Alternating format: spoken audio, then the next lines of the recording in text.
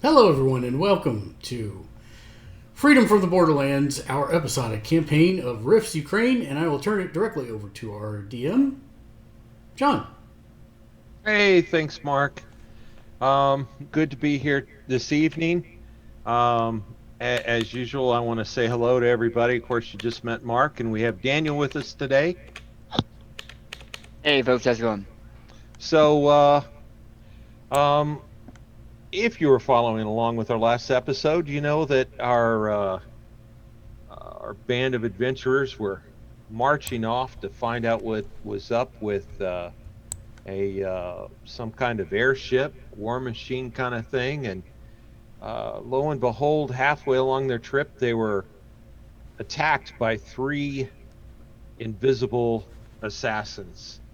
Our heroes managed to survive, and they were trying to decide what to do with their captive and what to do with the armor, and that's where we left it last week. And so with that, go ahead. Where are we, guys? I believe that I had asked this last week, but now I'm not positive. I wanted to make sure that the guy did not have any false back teeth to chomp down on cyanide or something. You did ask that, and you managed to check that without getting a finger bit. Well, he was unconscious. I should hope so. Oh, yeah, that's right. You're right. You're absolutely right. Yeah, no, you found no weird teeth. Assassin bit my finger. Some people grind their teeth in their sleep, so... Well, you know, I would have thought after we used the crowbar to pry it open, it would have been fine. You did use the crowbar to pry it open. You broke open the poison tooth, and he's dead.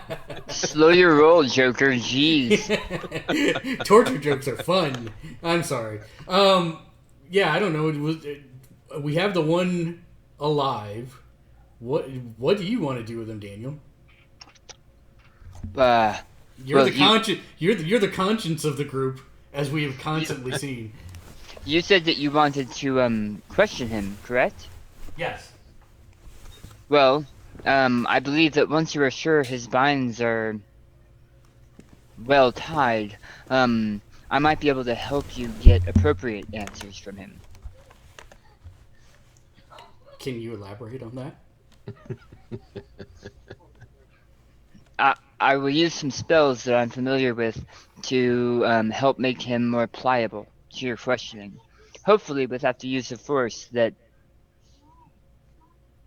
tends to happen in cases with you. I have never tortured someone for information. That is not the code. No, I agree. With you, they tend to die before we get a chance to question them.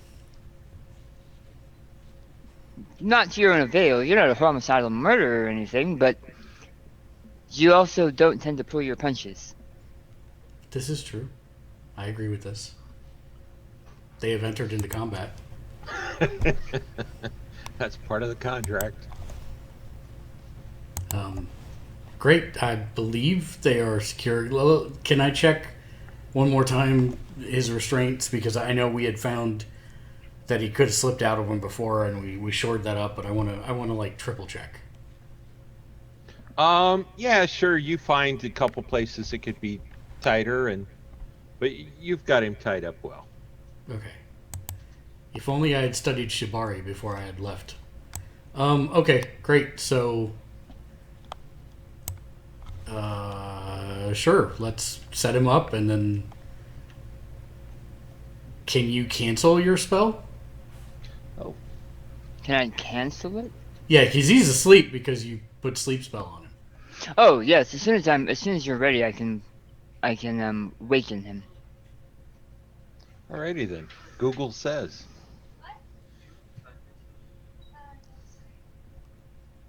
Google says.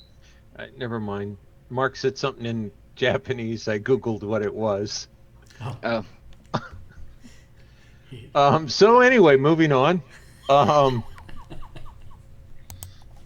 Una's busy mixing and matching 3 different versions of armor pieces.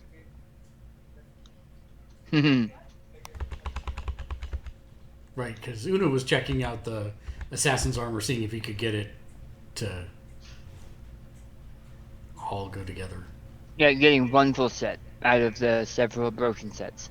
Yeah. Yeah, but we wanted to see if we it's could. Funny when you punch holes in people, it tends to go through the armor too. Yeah. Yeah. Okay. Well, yeah. Does he? So if he wakens him, is he awake? Are you sure the ties are good? Yes. Then yes, I will mumble some words and close my fists over the sleeping one, and then when I open it, the spell will disperse. The guy kind of groggily starts coming back awake, and he's looking around. Is he gagged or not? He was not gagged. Okay. I mean, it's kind of hard to question somebody if they're gagged. Yeah, I fed him some of that the clump. his pocket clump. That's more than torture. Don't talk about my inhumaneness. So he comes forward and he's like, he's trying to spit stuff. Are you trying to poison me? Poison? It has everything you need to survive. Don't. I literally say, don't mind him. He does not know how to cook. I beg to differ. I know how to cook. I'm just not very good at it. I nod. You shouldn't have left me alive. I'm going to kill you. Maybe. We'll see. But we have some questions first. He just looks at you angrily.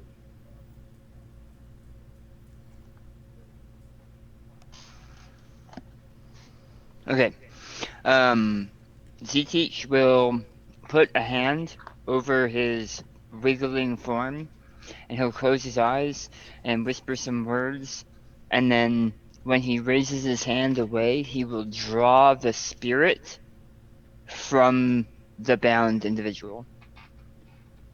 Because spirit is what he would roll to counter, like, interrogation, right? That is correct, sir. Okay, so he will pull the fight out of him. Okay. Like as if they are strands coming off of him. So, spell casting, boost and lower trait, cast. Oh. What do I need to roll to see if I'm afraid of Z-Teach now? Oh wait, I don't need to.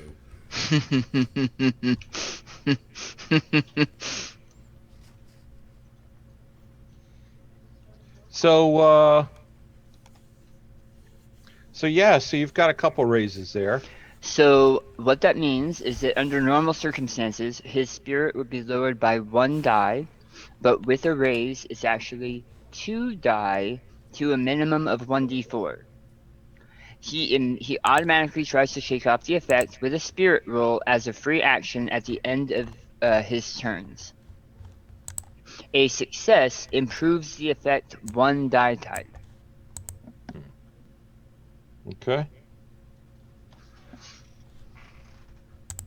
Oh! I should have done that first. I didn't see that there was a modifier for this. I would have done that better next time. What's the modifier do? It adds, for 1 extra power point, it makes it so that the spirit roll to shake off the effect is an additional -2. Oh, wow. Okay.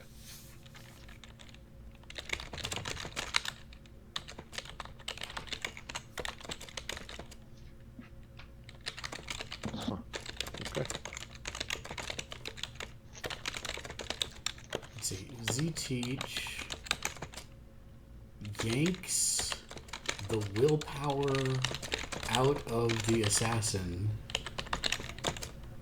by pulling on spiritual threads, horrifying Orist and There we go. All right. And once I see that the spell has been successful, I'll turn to Urus with a giant, the giant innocent grin and say, "Good luck." And I'll take a step back.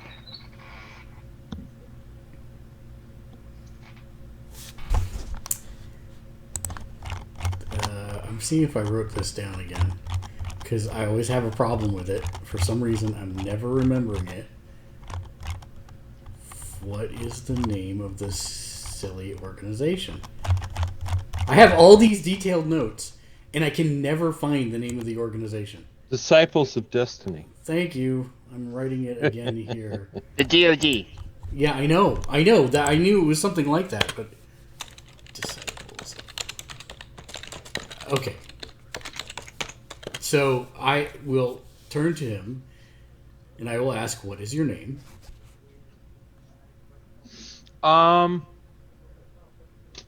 Let me check something real quick. Sure.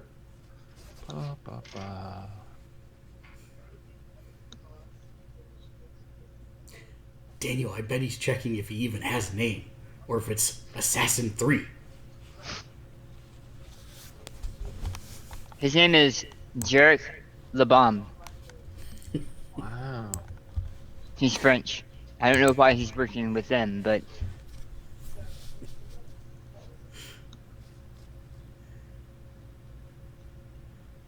Jacques Le Pew Pew. like pew pew, like firing. Pew. Nice.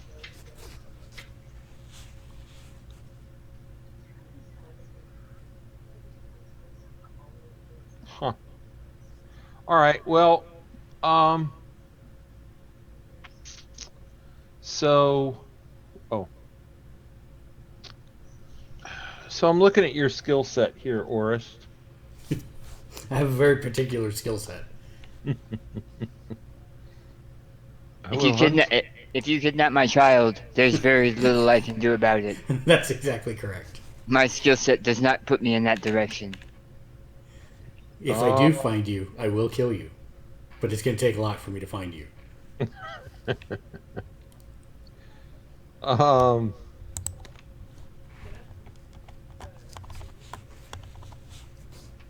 I mean, I guess it could be investigation or persuasion or... Yeah, I was looking at both of those, and I mean, they're not great either way.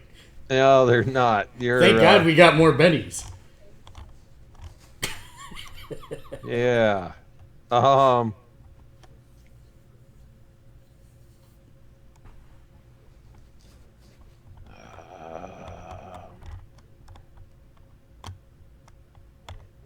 Yeah.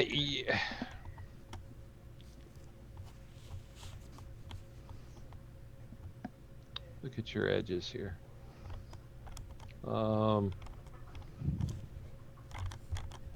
Yeah, most of them are for killing things. So yeah, pretty much. Yeah. hitting things or killing things. Yeah, you're gonna have a rough time of this. I'll be honest.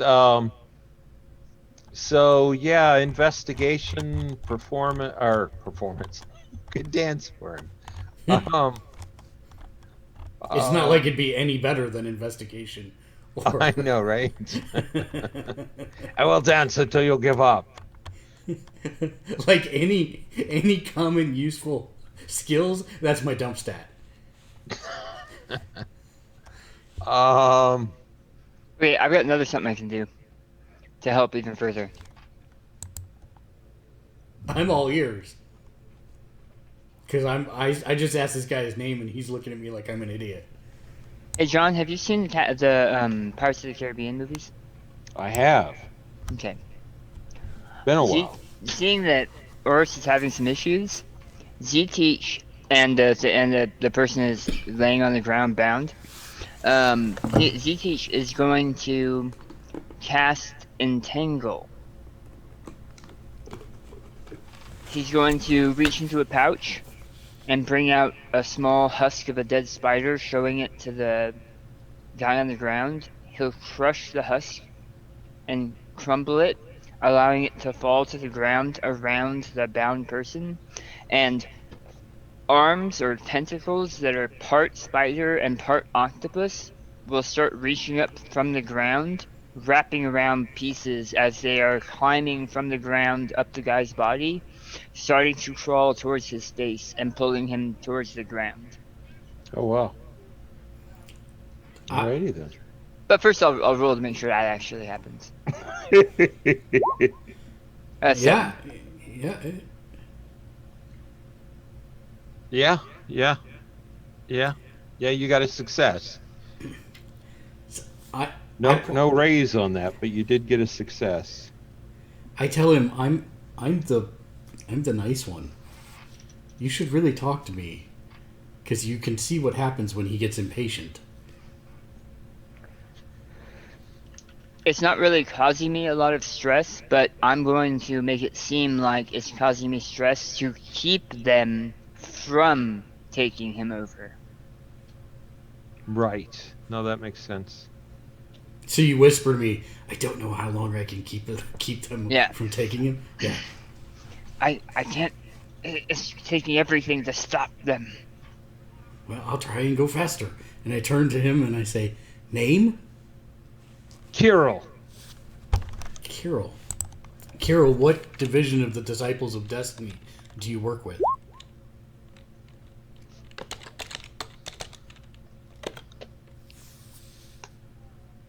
He just kind of looks at you. Make a roll, Mark.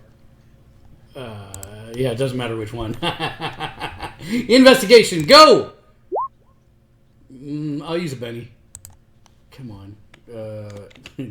Getting to the screen to do that will take me a hot minute. Okay, there we go.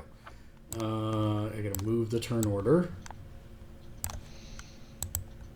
Oh, now I gotta move it again. Oh, I only have 2 bennies in my thing for some reason, even though it says I have 3. Oh, I don't know what. Yeah, it's something with the bennies. Yeah, there's a bug with you. Okay, I did it. I used it. Let me roll again. And investigation, go! Ha ha! Nice. 9. So,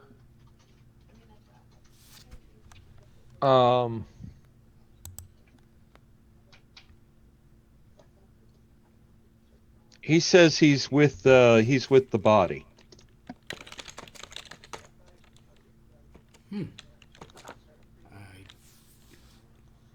All right then. How did you know where to find us?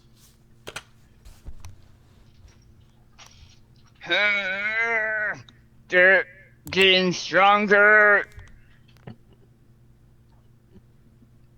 Go ahead and roll, Mark. 5.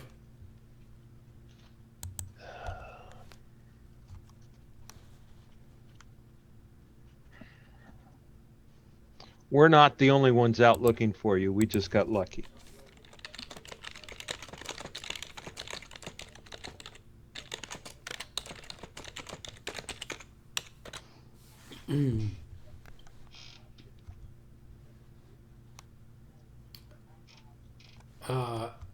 I stand for a moment and I go over and I walk to Z-Teach. And I say, as quietly as possible, whispering, "Are we going to let him live?" Wait, what? Was that ever a question?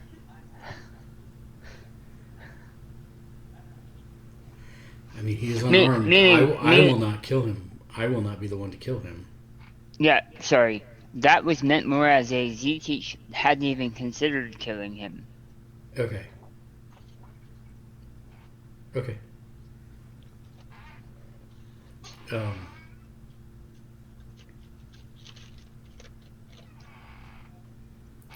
I turn back to Kirill and I say, "How many others are out looking for us?" Oh, I probably need to roll. A 5. I wasn't told. Not part of my mission.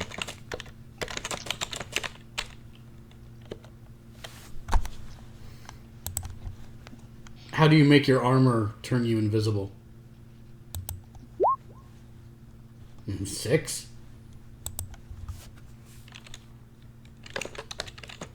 It's a natural function of the armor.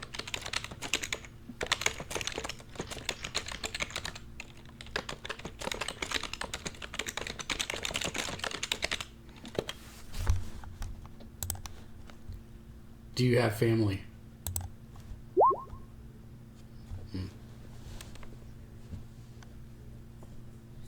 He just looks at you angry.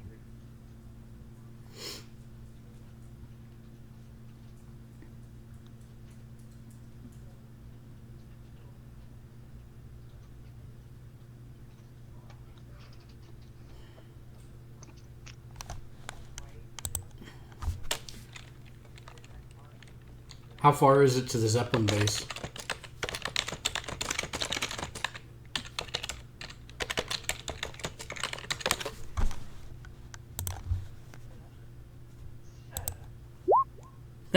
I'll use a Benny on that. Obviously. Oh, wow. Yeah. So it takes me to 1 Benny left, even though I have none left in my thing.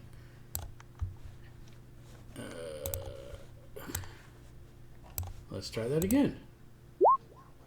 19!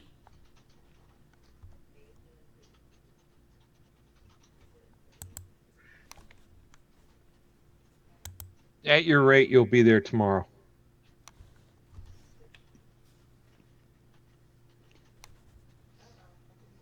What kind of defenses does it have?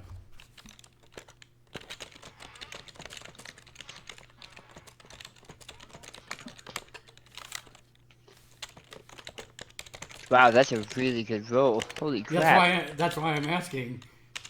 Do I have to roll for that one, or do I get some extras for the 9 raises that I got on the last one? How many raises is that?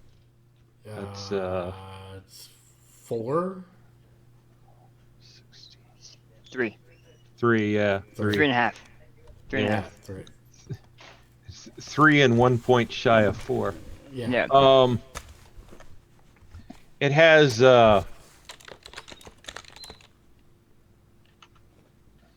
it's a base. It's a very large base. There's hundreds of personnel. There's weapons, guard towers, armored vehicles, and war machines.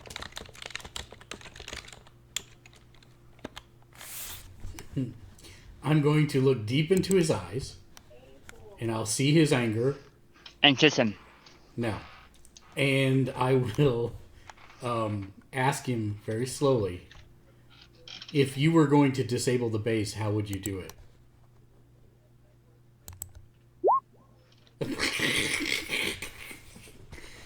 I had to try.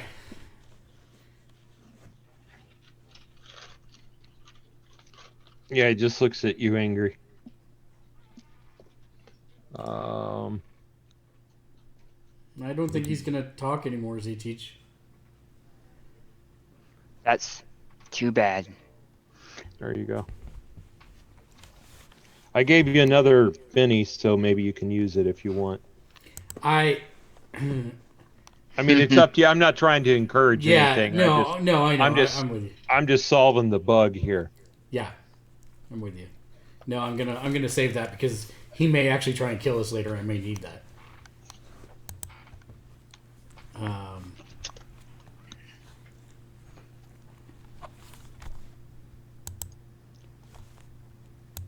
By the way, I was just looking at armor, and I don't think you have power armor, Mark. Why? Because the GM said you don't. What? I got that part, but why? Because I was looking at the section on what power armor is, and it flies and has built-in weapons, and it does all kinds of stuff. Well, then no, I don't have power armor. I have some personal armor. Yeah. You have armor, but man, I was looking at the section on power armor, and I was like, oh, okay, yeah, no. Well, does that mean I don't need to buy that trait then? That's true. Yes. Yes. Success.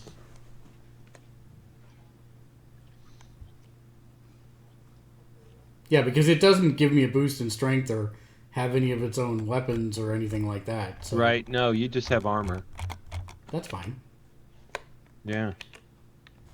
Yeah. And also, even though we were calling this power armor, this stuff isn't powered armor. It's just armor. Well, I mean, it's got to have some kind of power to it because it keeps me. It's environmental, right? Yeah, but let me see.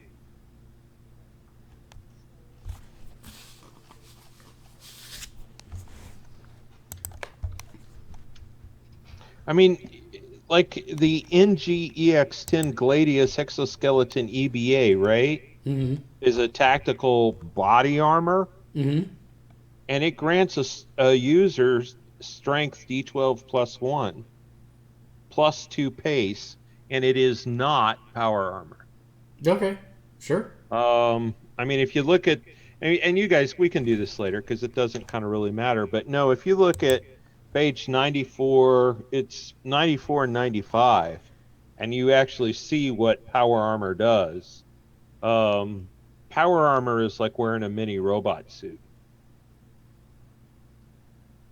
Yeah, it's okay. I blame the mage for screwing everyone's armor up. Good job, man.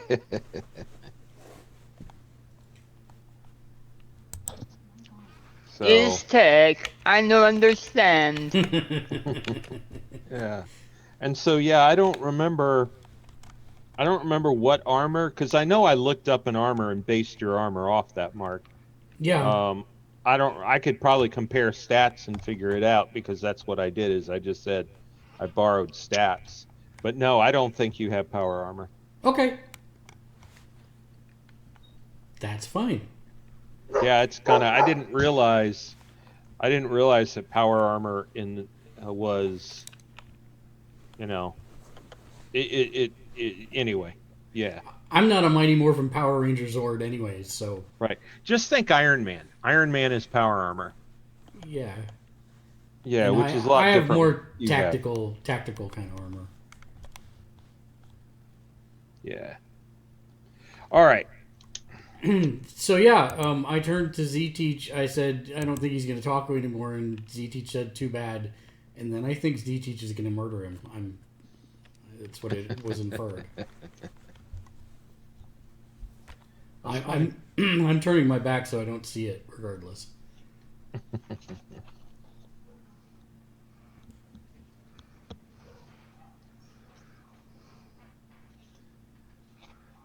Somehow I don't think he heard any of that. I didn't hear any of that. Yeah, I'm thinking that too. I said that I turned to Z-Teach, and I said, I don't think he's going to talk anymore. And I turned my back to the guy so I didn't see anything. and then I'm waiting for you to murder him. Zeteach will start walking slowly towards him and will say, then maybe he shouldn't feel the pain at all. And I'll cast Slumber. That's funny. And he's absolutely asleep. My God, he is dead. You murdered him. You stopped his heart. That's funny. Yeah, he's out like a light. He's doing the Lee Van Cleef old blue eyes ninja technique where you can't even feel his pulse. Give me 1 second. That was a boomer reference for all our boomer viewers. By the way, Daniel, Mm-hmm. when you add a new map, I'm just basically complaining about the GUI here. Yeah. Why does it put it all the way at the end instead of right next to the create new map? Yep. That's Yep. That's my Eberron campaign has 35 maps right now, around 35 maps, and I have to sort them constantly. That is just so irritating. It's like, why are you making me scroll? Just put it here. You know, obviously it's what I want to touch. It's not. That's what she said. It's obviously not. I mean, they were thinking, oh well, they'll only need a handful of maps at a time. They won't be referencing back to maps, so they'll be able to get rid of maps they don't use. The problem is, mine is a living campaign, and they are constantly revisiting certain areas. So, I feel you. That's what she said, also. Nice. So I actually started copying, like, a map. Instead of clicking new, I'll copy a map that's already there in the very beginning, and then I'll make a copy of it, and usually it drops it right there, and then I'll rename it and redraw it there. Duplicate it.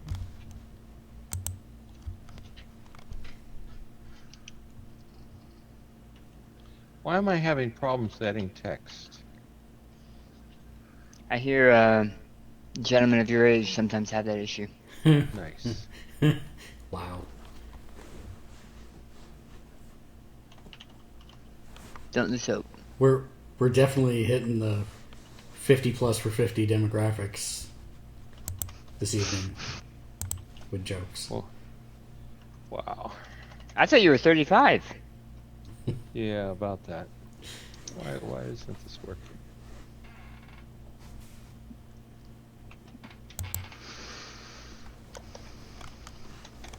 All right, well, back. So where are you trying to add text? Oh, I wanted to send something to you, and I thought this might be the easiest way. But it's not working the way I want it to. So, all right, well, we'll just go with that. I don't know why it's... Oh, wow, that's really bad. Now I can't edit it. Huh. That's really strange. There Did you go. add it? Oh. I was just trying to give you this, and somehow now it's off the... There we go. Hey, there we go. I couldn't get it to line up. So, Una comes to you guys and says that he's really analyzed the armor, and he starts giving you this really technical explanation of the armor. And he goes through and says, you know, it's made out of this material, and it looks like it has a, you know, a sheer strength of this, and that it can block this much, and that it can do this and that,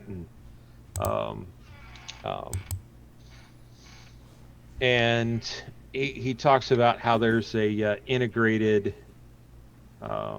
you have a heads-up display, and he sees that there's some switches in the helmet, and he thinks that one of those switches affects the stealth, and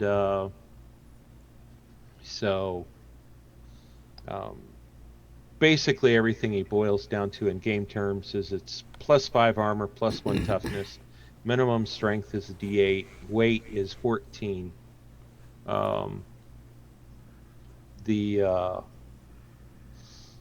He tells you that basically the stealth works by refracting light, and he gives you a big long technical explanation on that. And it's the stealth is a -5 to any kind of notice or targeting rolls.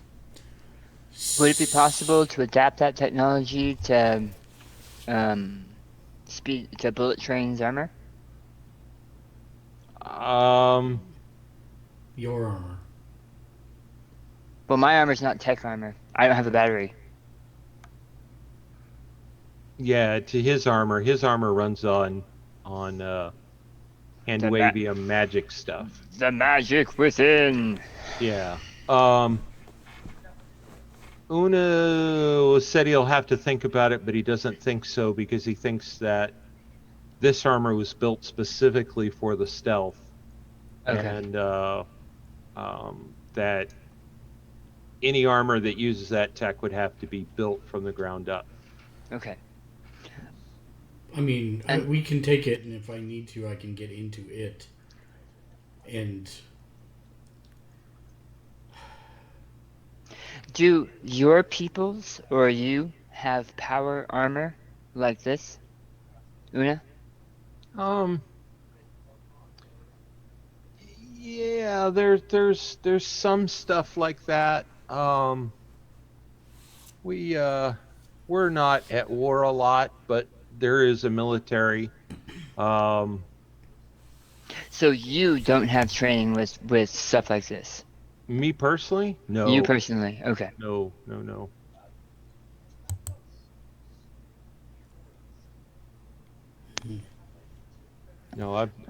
he's never worn armor. He's never even shot a firearm.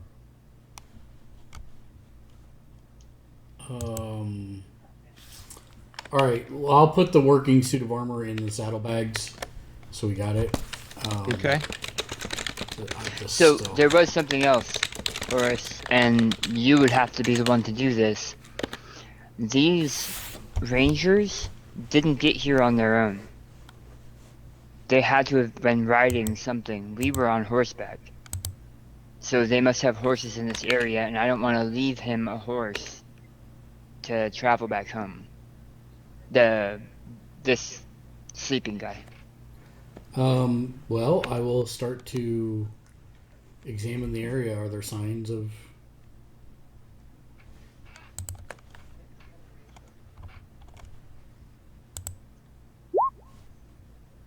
Yeah, 1 success.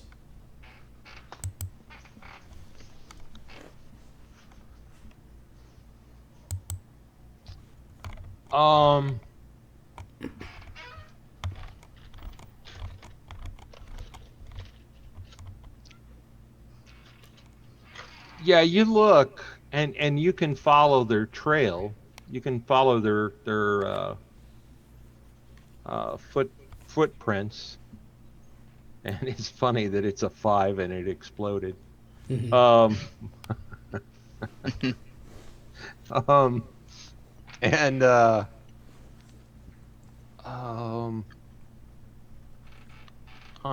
The fact is, I didn't think about this, so I'm trying to decide what I think they should have at this particular moment.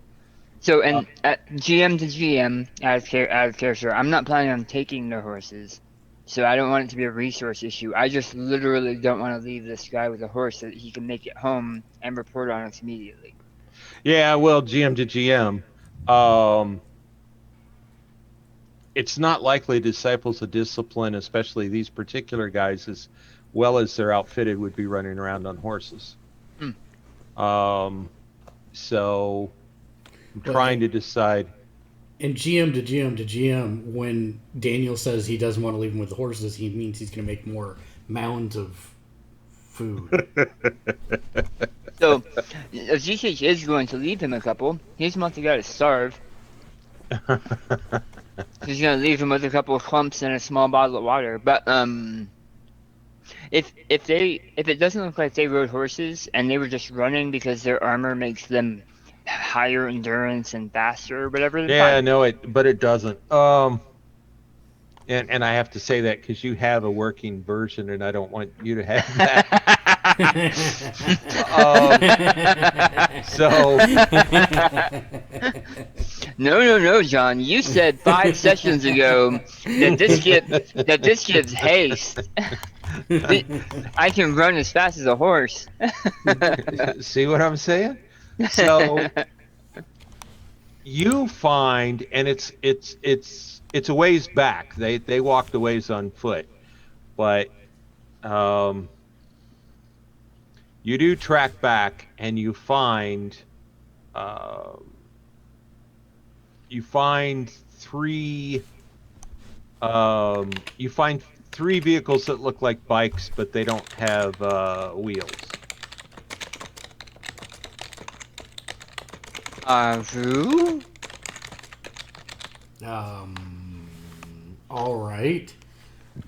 I guess after I find those, I will go back. I will get Una, put him on my shoulder, and we will walk back to the bikes that have no wheels. Faster to ride your horse. Okay. So in this case, I'll tell Z-Teach and Sveta, wait here. I found their vehicles, but I can't bring them by myself, but I'm going to have Una disable them. well, Okay. yeah. Well, Yeah. we'll see. If I can salvage one of them, maybe I'll take your horse and you can ride it. Well, I think I'm gonna be as bad on that as I am on the horses. But I hazard against just sabotage if they're able to repair it. But yeah, I trust your judgment. Una, good luck, and I high five him as we have trained, which looks really awkward. And then I will, Sveta and I will sit watch over the sleeping person. And if it looks like time is getting close, I'll re-slumber. Okay. All right. Yeah, you get there. When Una sees him, he says, "Oh." And you want me to break this? Well, would one of them carry Sveta faster than the horse she has? No. No. These aren't big enough. Okay. What about Una? What about for you?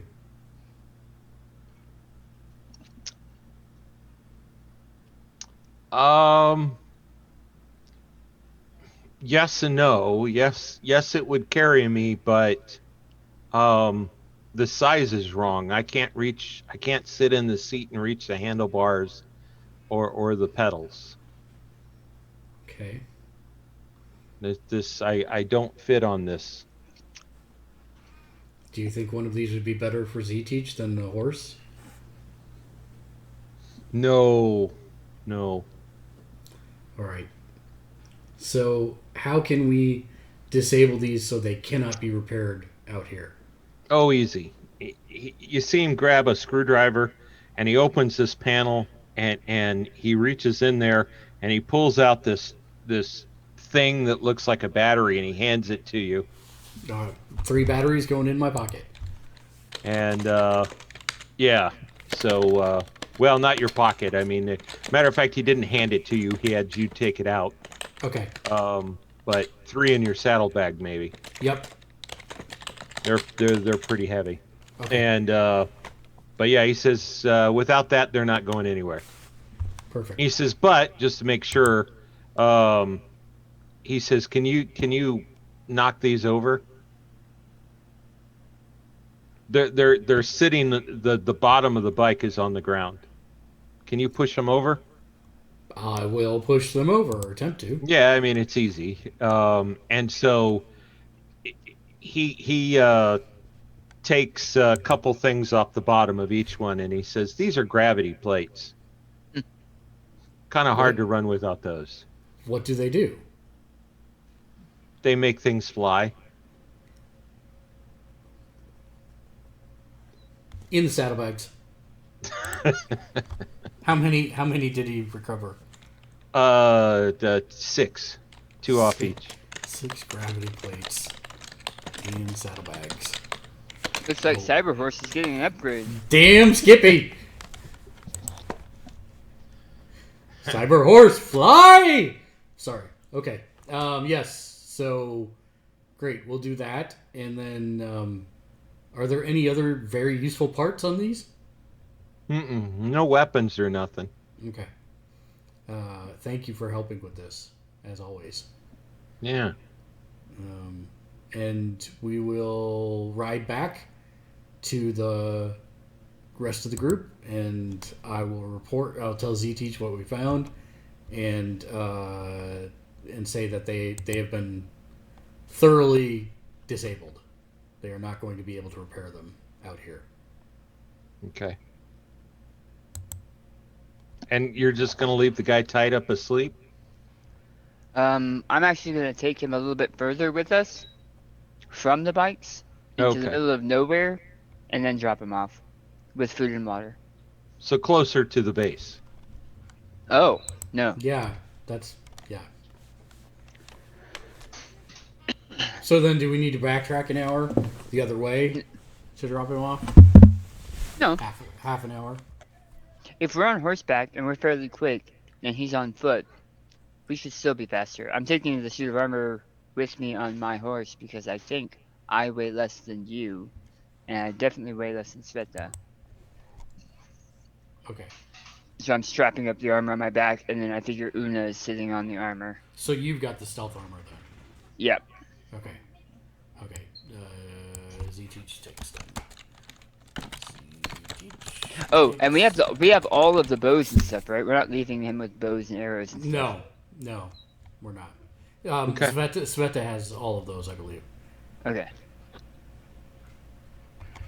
Yeah, so, I mean, I think we should leave him with his hands tied, but nothing else. He seems like a resourceful individual. Yeah. And you leaving him clumps of whatever it is, it's still torture, but at least I know he won't starve. Clods. Right. They're not clumps. Clumps, clods, horse It's all the apples. same. Yeah. If you haven't eaten them, you can't name them. Well, he did have one. I did have one. Really? Yes. You handed it to me, and I ate it because I was excited about what you did. And then after I took a couple bites, I'm like, no. No longer excited. This is horrible. I thought you had said, "No, I'm good. I'm not hungry," and then went and ate breakfast. I think that's what you did. I described them. Yeah. I described them, and you were like, "No, I'm not hungry. I'm good." Yeah, I think that is correct. And then Sveta and I went and got breakfast before we left the camp. That's right. Yes. Yeah. Okay, so we left him tied, but left him some delicious food and a little bit of water, and I'm not sure what your agenda is, but you're pushing it real hard with these clumps of food. I shoved him underneath a bush too, so he wouldn't get sunburned. Hey, Mark. Yeah. I've been drinking lots of water. How about a 2-minute break? Sounds good. We'll take a quick 2-minute break. For those of you that are not subscribed, you'll see ads. For those of you that are subscribed, you'll see us not being here for 2 minutes. So we'll be right back.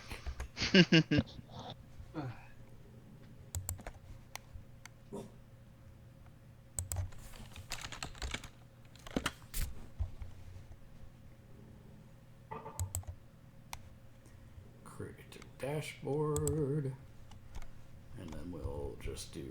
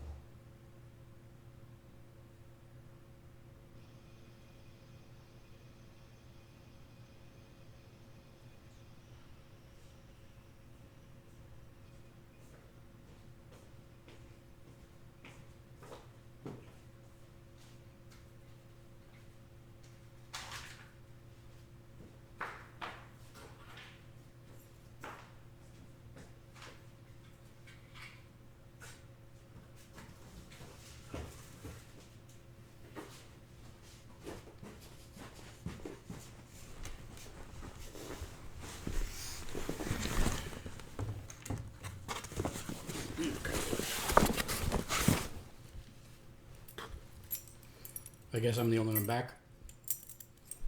Probably so. What was that? Oh, I said I guess I'm the only one back. Let's do mail. Let's see what we got in the mail here.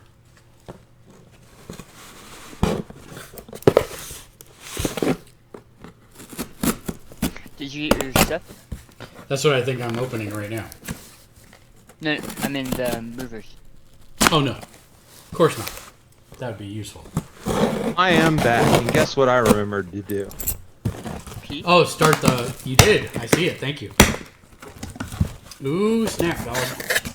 There it is. That's the one I've been looking for. Here, let me open this bad boy up real quick. Show it to the camera. Oh, wow. It's pretty slick. I'm pretty happy about it. That's cool. What are you going to use it for? Versus. Oh, okay. It's someone who's on this call who shall not be named. That's not you, and not me. Got me back into versus. Freaking Chris. Yeah, damn Chris. I asked him, while I'm here, can you teach me how to play Versus System so I can take it back and play with the boys? And he said, sure. And then proceeded to make sure he had all the cards he needed to be able to teach me. Yep. Not Oh, even. I'm sorry. Let me correct that by saying, make sure he had all of the cards. All of Yeah. the cards. Yes. I that meant is to correct. stop. I meant to stop there. Yes, you should have. Now, I thought they redid the game, and it's no longer like collectible. I thought you Right. get a box, and that's all the cards. Well, except that there's a bunch of different boxes. Like there's a bunch of different sets. There's a bunch of expansions. There's X-Files and Aliens and Predators and Marvel and New Defenders, and then I've got Shield versus Hydra is this one, and yeah. Oh, here's the oh, I don't know if they'll show up very well. It's not. Oh, card cases or card sleeves? Yeah, specifically it's Thanos with his Infinity Gauntlet snapping his fingers. Oh, okay. So, yeah, that's gonna be for my Silver Surfer deck that Daniel already hates. Yep. It's because you don't believe in the power of love. Shalabal and Silver Surfer make an effective pair. They do make an effective pair. That cannot be argued. So, I would want to make a theme deck, and it would be awful. And Yeah, that's essentially what I'm doing here. I have a couple of theme decks right now, and they're fine. They're like fine I would for- do a Captain America deck, and it would get trounced every single time. that's not true, because we'd help you make it so it doesn't get trounced every time. Well, there we go. So, gentlemen, Start your engines.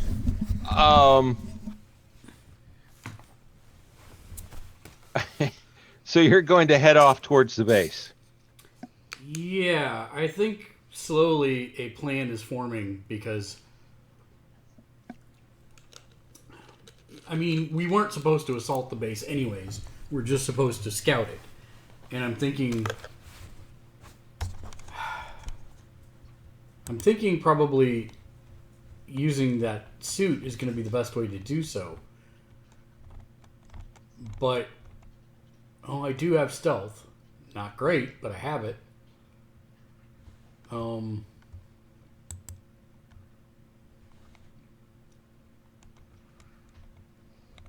Yeah, is there something you can do, Z-Teach, to help me be even more stealthy? Or you can do it to yourself so we can both scout? Well, I mean, yes, but I'll need to make sure I rest before, and we'll have to act quickly once. I can make us both invisible. It's just, it is very draining for me. Got it. Well, let's save that until we absolutely need it. He said we'll be there by tomorrow, so we'll have to rest this evening anyways. So during the break, I was thinking you got attacked right before you guys went to sleep. The attack came as you were getting ready to go to sleep. Oh, yeah. So Huh. I was thinking about that that. changes some things. Yeah, and I was thinking about you tracking down the bike and all kinds of things. I should have made finding the bikes a lot more difficult in the dark. But um, I'm willing just to hand wave it and say you guys went ahead and already slept, and this is the morning. You interrogated the guy in the morning or something. Thank you. Okay. That works. I mean, if it helps, I had like thermal vision goggles that I could use to track their tracks back to the bikes. Well, that's true too, but I kind of like where we are in the story, so let's just say it's morning and morning has broken. No. Like the first morning. Thank you.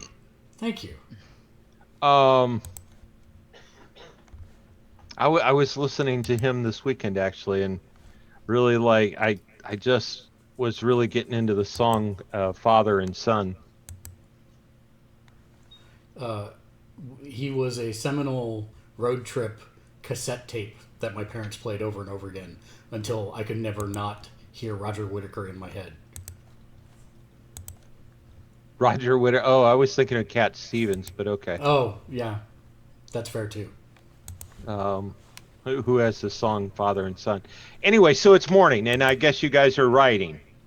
Yes. Okay. We're riding. So you ride. It's up into the mountains. Okay. And so you ride on till about noon. And Z-Teach, you start to detect that old familiar feeling. Ooh. Like when you used to climb a rope in gym class? I'm not sure what that means. No, we are getting close to a ley line. Z-Teach will pause a moment, and he will close his eyes and focus, and see if he can tell the distance, the power level, if it's perpendicular or at an angle. So you guys are riding north-northeast, and so you can feel that this ley line is about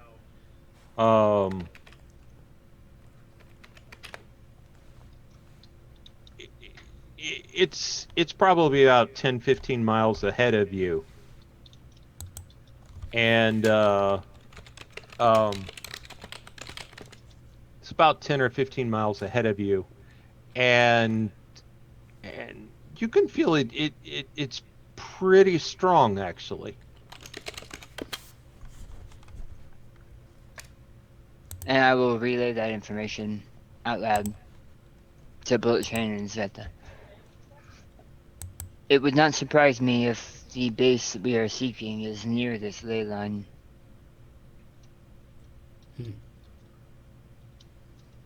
Will that be a good or a bad thing? Well, if our previous excursions are any example, it will not be good. They will be perverting the power of the ley line. Well, then we must see what we can find out. So, do you guys pause for lunch or anything? Do we have food that we can eat on the go? Yes. Or... Yes.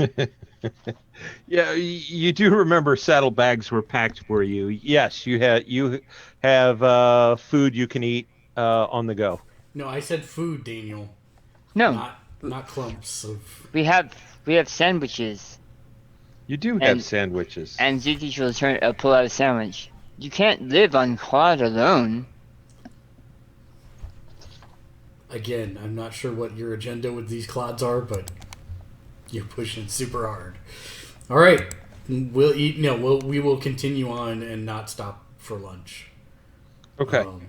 Only stop when necessary for bathroom breaks and. We do have a possible spy behind us. Right. Yes. Right. Okay. So, you guys head on, and the mountain continues to climb before you, and eventually you come to a rise, and you can see that what happens is the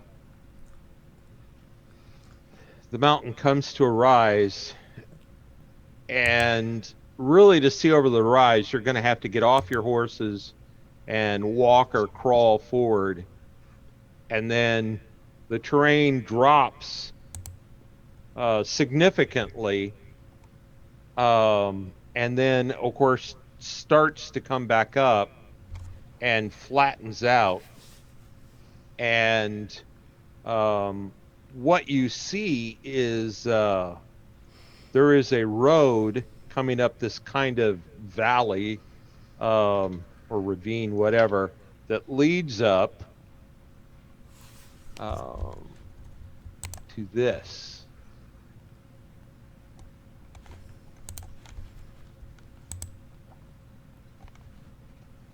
And the road should extend off to the right. It shouldn't stop where it is. I see. And that road goes down that ravine and off to wherever it goes. Is there a way for us to get down from where we are up here to get down to the ravine? Or we're gonna have to circle back? You're gonna have to backtrack and do kind of a right. U, but of course that would mean going up the road. You can also go around to the right, and you can see there's a tiny little path that probably isn't going to work for horses that leads up to this area too. Now, I want to explain this picture because it takes a little bit of explanation. The black portion that you see, by the way, I hope he gets well soon. I drew this, and Chris actually made the map for me. Well, that's pretty awesome. It is pretty awesome. So, the black portion is air. Oh. Okay. So the so this is literally hanging out over the end of the ridge of the mountain. Yes, this is a sheer cliff, and it drops down at least 1,000 feet or more. Okay. Now, you see the road, and then you see what kind of looks like gravel. There is a fence around that. It's not a chain link fence; it's a metal fence. You can see through the fence, but it's a lot more stout and sturdy than chain link. Then you see the square dots; those are guard towers. And then the white and black lines you see inside the base are roads. And at the inside portion of the gravel is another fence. So there's 2 layers of fence with that gravel area between and the guard towers. And then there are these concrete protruding buttress things that stick out over the cliff.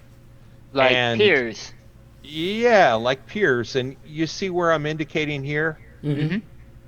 Right in that one Is a dirigible. it is a dirigible, and the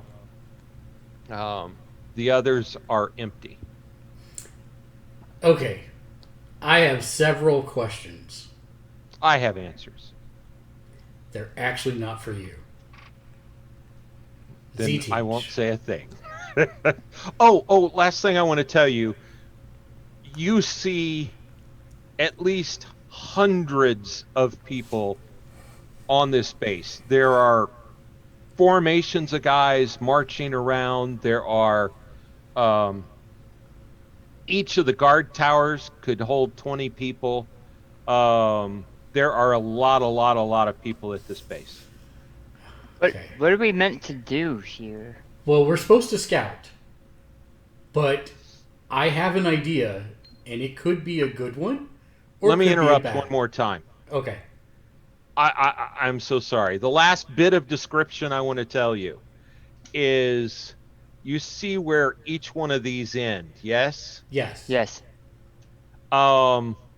Running north to south, starting at that point, is a ley line. So the ley line is touching the very end of each one of these protrusions. Are we where we are on the map? Is No. that okay? No, follow this road, and I don't know, on my screen you'd be at the Zoom meeting. So here's a better question. Are we opposite of the pier buttresses? No. You see where the road is? Yes. So we're off to the right. The road is pointing at you. Okay, so we're off to the right. But we're Okay. up to the right by like a mile? Yeah, probably. Probably at least a mile and a half, maybe 2. Okay, so my first question is actually for Una. Una, how long would the stealth on that suit work, by your best guess?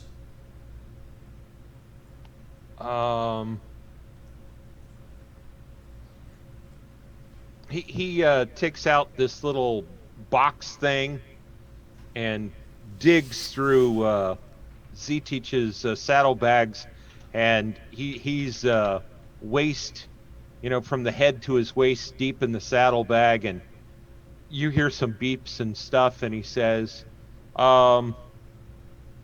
it looks like there's a 3-hour charge left on the armor. I pull out one of the batteries, and I said, if we made a makeshift sling for this, would that increase the time? Could we use it to increase the time?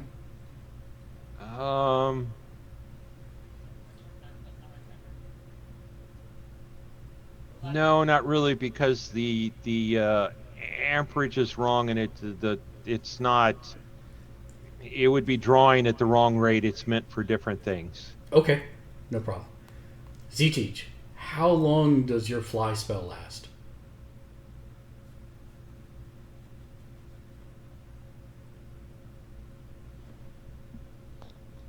I'm looking at it. 1 second.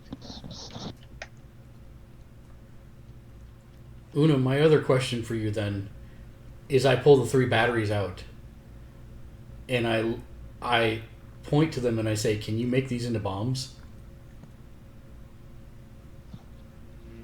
No, not really. How long is a round? I can't. Oh, God.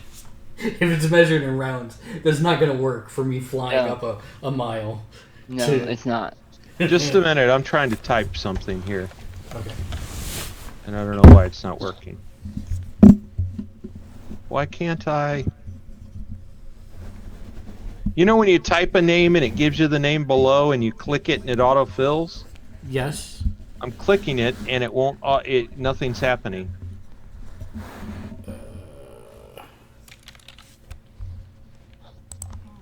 Here. Yeah, I don't know. It's working for me. That's weird. I don't know. We do seem to run into a bug now and again. Yeah. Can you look at Facebook real quick? Facebook Messenger, Daniel?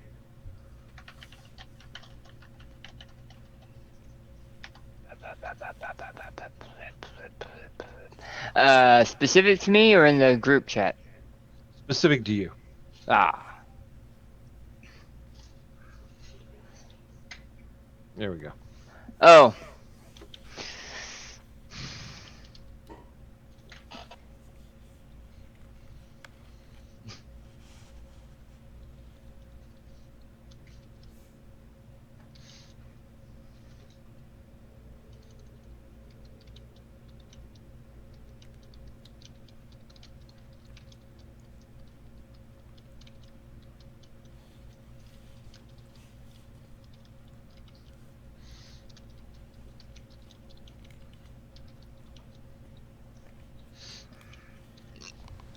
Okay.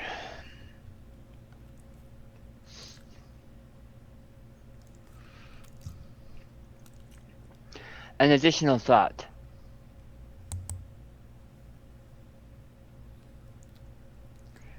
How far are each of these squares? 2 inches? Um, 5 feet. I'm doing math. Just a second.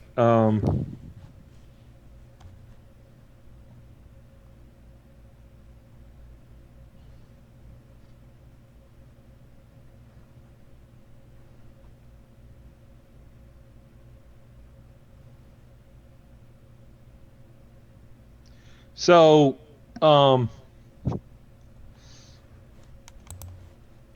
yeah, the scale on this map is a little odd, but each square is about 15 feet. Well, just a second. Let me do it this way.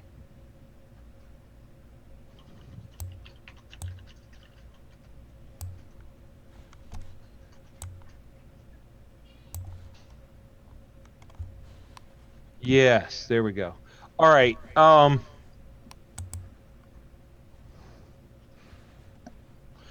Let me do it this way. Actually, you see the black road,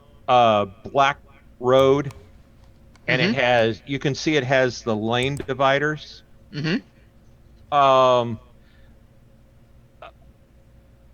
Each lane is about 12 feet. So there's 2 lanes. So the road is 24 feet wide.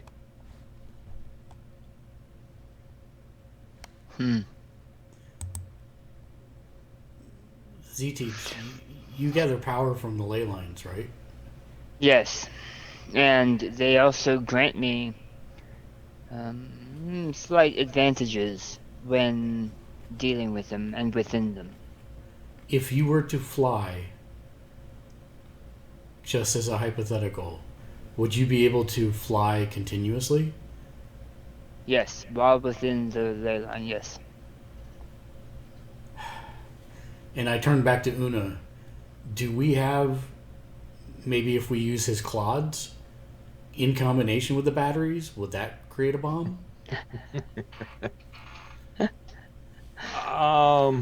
No. I don't. Anything. The problem is the battery is the power source, and what you need some kind of explosive. How large is the blimp? Like in this parts right now, how large is it? Does it stick? Is its butt sticking into the ley line? A little bit, yes, because it's not completely in the pier, so to speak. Is that why you were asking? Yes, because this looks super heavily fortified. The one place they are not expecting an attack is from directly below. And we do not have the manpower or resources to attack head on. But if we could fashion some kind of bomb, we could probably take out one of those while someone wears the stealth suit and return, and no one would be the wiser until it was too late. Una says, I don't think we have anything to make a bomb. However, he says, it's just floating there. Possibly we could get on and break something and make it crash. What does it use to float? Does it use magic to float, Una? I can't tell from here. But if you were to build that, If what would I be were your- to build that, what would be your best guess? if I were to build it, I wouldn't use magic. I don't understand magic. Right, but that's what I'm saying. If you were to build it and it was not magical, what would it use to float? Oh, It well, had- there would be a power source of some kind, whether battery or generator or, you know, it could operate off any number of fuels and it would just work off gravity plates. So, do you think that that large turtle shell on top of it, that it holds the power? Possibly. I have to get closer to find out. If I hazard to put Una involved any deeper into this than Una already is. agree. You don't have a horse in this fight? Is that the this expression? is the world I'm in, and I think you need me, you won't know what is what when you get there. And, I've been in other dangerous situations with you. I don't see how this one is different. It's not, except that you have a choice. You don't have to do this. That's what he's trying You to have say. a choice too, and I can make the same choice. I am definitely not taking that away from you. We've grown very fond of you. We want to make sure that you are doing what you want to do and not feeling coerced into doing it. This just seems very evil to me, and I think that we need to do whatever we have to do to stop it. So let's Okay, let's I take have a an step idea. back. Okay, go ahead. I do as well, but let's hear yours first. So, regardless of how this plays out, one of us, and Z-Teach is getting off his horse and grabbing some rope, one of us has to be available to go back to the Cossacks and tell them what we found here. That was the mission, right? Yes. You know how to ride horses and get back faster than the rest of us. I sent you a message, Daniel, and I meant it for everybody, but you can just have it Yep. as your idea if you want. Yep. Just because he's not here. I had totally forgot that Sveta was here. I didn't. And he's tying rope around his armor and tying it up over almost like a harness. He says, any way you go about this, I can help you to fly, but not long enough to make this work. And he picks up Una and puts Una in the rope papoose that he just made, and then ties him tight in so that he's not slipping out no matter what angle they're ending up. And he Okay. says, for this part, you'll have to trust me to follow the lessons you have taught me. Before you go, I'm fine with this, but I think there might be something we're overlooking. Okay? We watched what this screaming angel can do. Before you destroy it, perhaps it would be a good idea to see if you can have it scream at the base. And then destroy it. Zichich looks back over this base that has hundreds of people and says, you're insinuating that we would be able to make it onto the ship, understand what's going on with the ship, get it to fly and point itself at the base, and be able to fire it without any of the, what I'm sure is a full crew, attacking us? If it's a possibility, something to watch for. And he begins to go into your saddlebags and begins to pull out the stealth armor and holds it up to you. I can't wear that. Why? It cuts off my line to the magic. And I have no training with that armor. Yeah. It Yeah, he's not going to be able to fly in the ley line with that armor. Oh. This was a conversation John and I got into before, was that power armor, because of the nature of what it is, mages can't wear it. But I thought this wasn't power armor. It is. Oh, is it not? It's not technically, but no, it's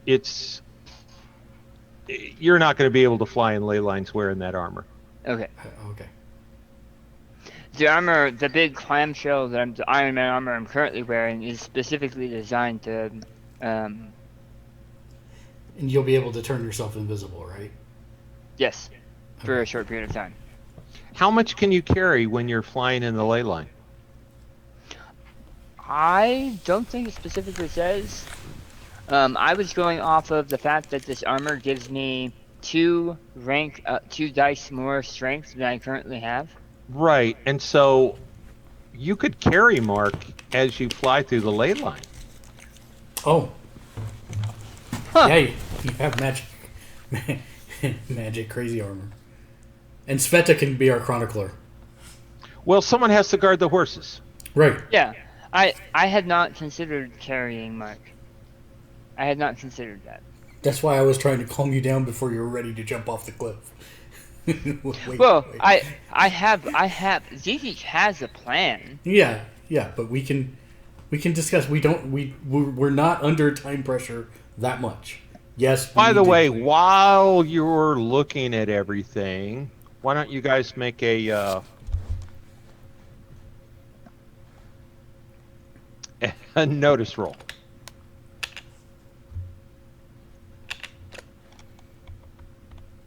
My shoes.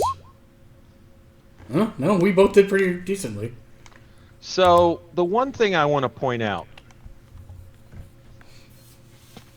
is when you guys are looking at the side of this machine, obviously it has the pentagram with the star, and you know, without the words around it. I just put that there for your sake. You mean the Pentagon, right? Didn't I say the Pentagon with the... No, you said pentagram. Oh, right. That's a little different. Yeah. Pentagon, and it also has a star with the shooting stars. Right. And you know that typically, like, you actually see it on the shoulder of the Go Invisible armor. The top shooting star is red, the other 2 are yellow. Right. On that, the guy said he was part of the body. Right. On the side of this machine, you see the top shooting star and the second shooting star are red, and the third one is yellow. Because it was a joint effort. I think we determined that last time. Between the two divisions. I had that in my notes. Okay, that is on the side of the machine.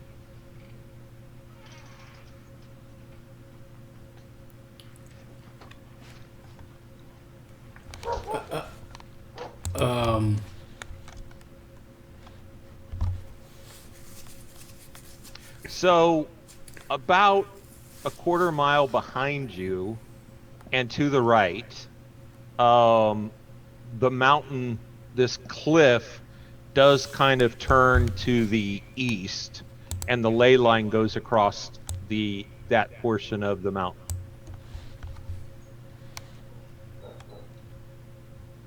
Or maybe you have telekinesis. Maybe you're going to float yourself out there. I don't know. I mean, that's part of what I was trying to ask before you leave is we've got to figure out a way to conserve your power so you have enough not just to get there but to get back. And if you can take me with you, great, but one person and Una would be easier to infiltrate probably than, I don't know. I'm happy to go if it's not going to cost you too much power. Well, because I don't want this to be a suicide mission for any of us. Well, I don't want to say it because it's I'll let ZT say it if he wants, but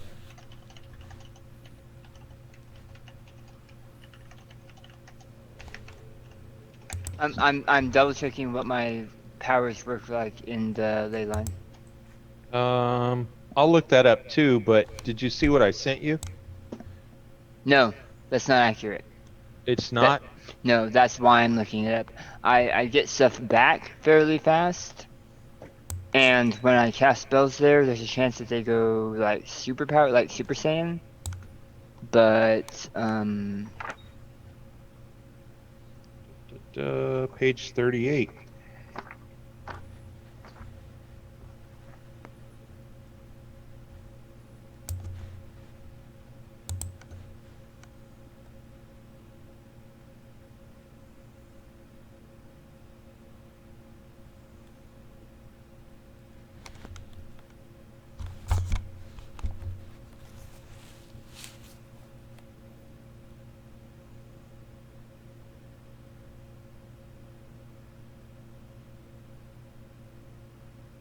Oh, you guys rolled so well.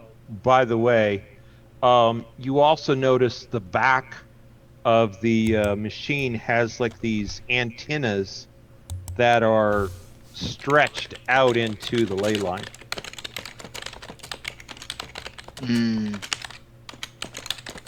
which will probably sense us within the ley line.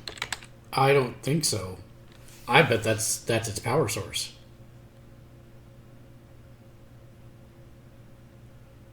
I mean, destroying it may be as simple as breaking those antennas.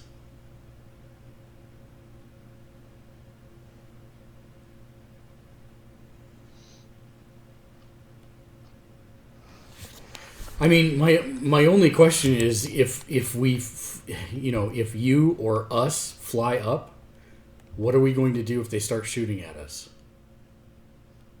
Right.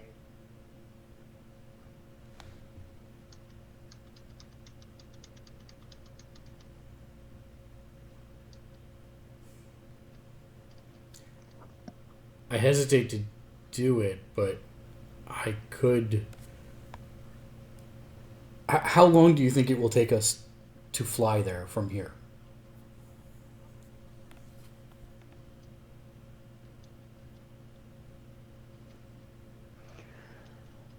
To get to the ley line, it would take us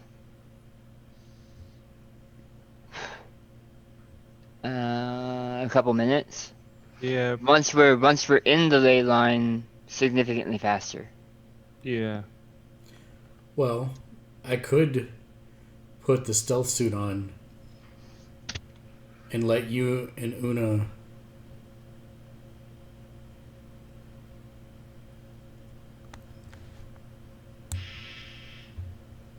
I mean, if we wanted to try and split up on the ship, I could try and go unnoticed. I would not be able to engage anyone in combat, but I might be able to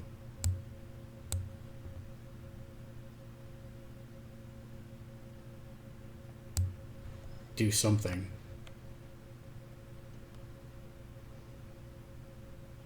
Una might be able to direct me once he gets his hands on the controls. Well, you could take your weapons with you, Mark. Yeah, but I couldn't engage anyone. Why? It would be dishonorable combat. Oh, okay. Well, you could become invisible. I mean, that's... No, that's what I'm saying. I couldn't attack anyone while I'm invisible.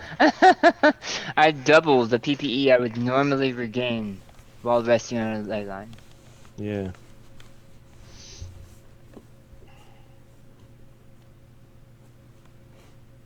+2 damage and defensive powers. And you get a +1 toughness. Yep. So...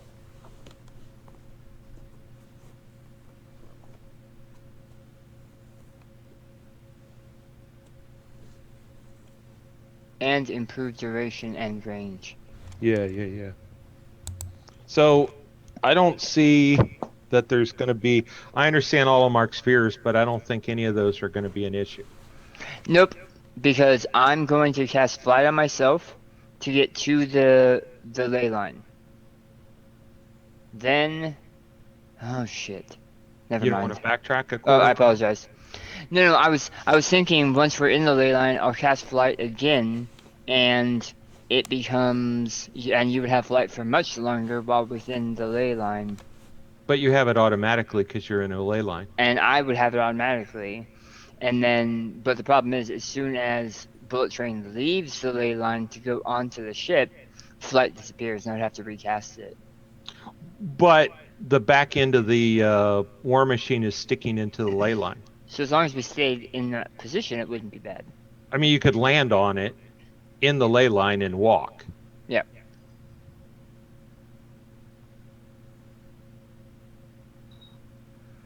What do you think? The real question is, how do you think we should proceed? Do you want me to be stealthy, or do you want me to go in prepared for a fight? Go in prepared for a fight. Then I will not use the stealth armor. Okay.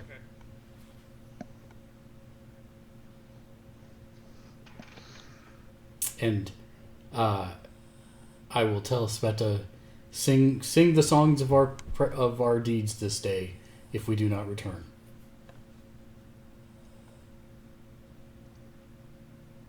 I will sing your songs to the gods.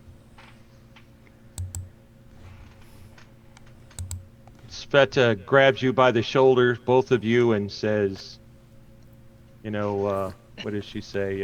Achoo! Achoo! She says achoo.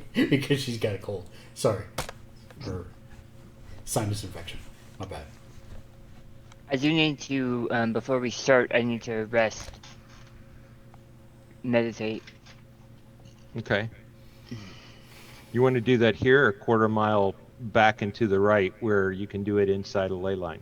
A quarter mile back and inside of the ley line, yes. Just saying.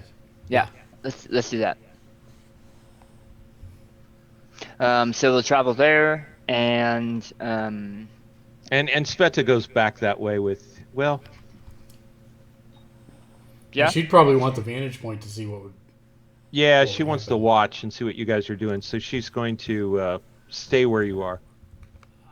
I'm going to ask Una. I'll take out 2 of the plates and 1 of the batteries, and I will say, if we were to attach these at the bottom of my feet and attach them to a battery, would it possibly allow me to fly in an emergency, or at least slow my descent? No, because there's a lot that needs to go between the plate and the battery. You have become it just very, isn't- very negative, Una. I do not like it.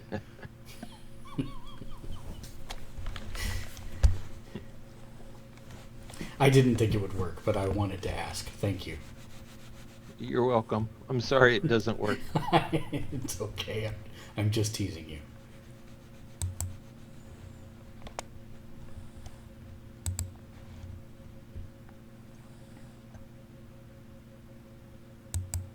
And I will wait for.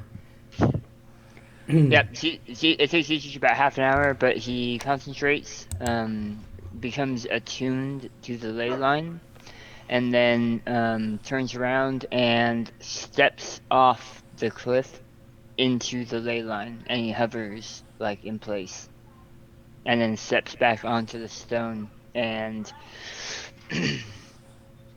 how would you like to do this?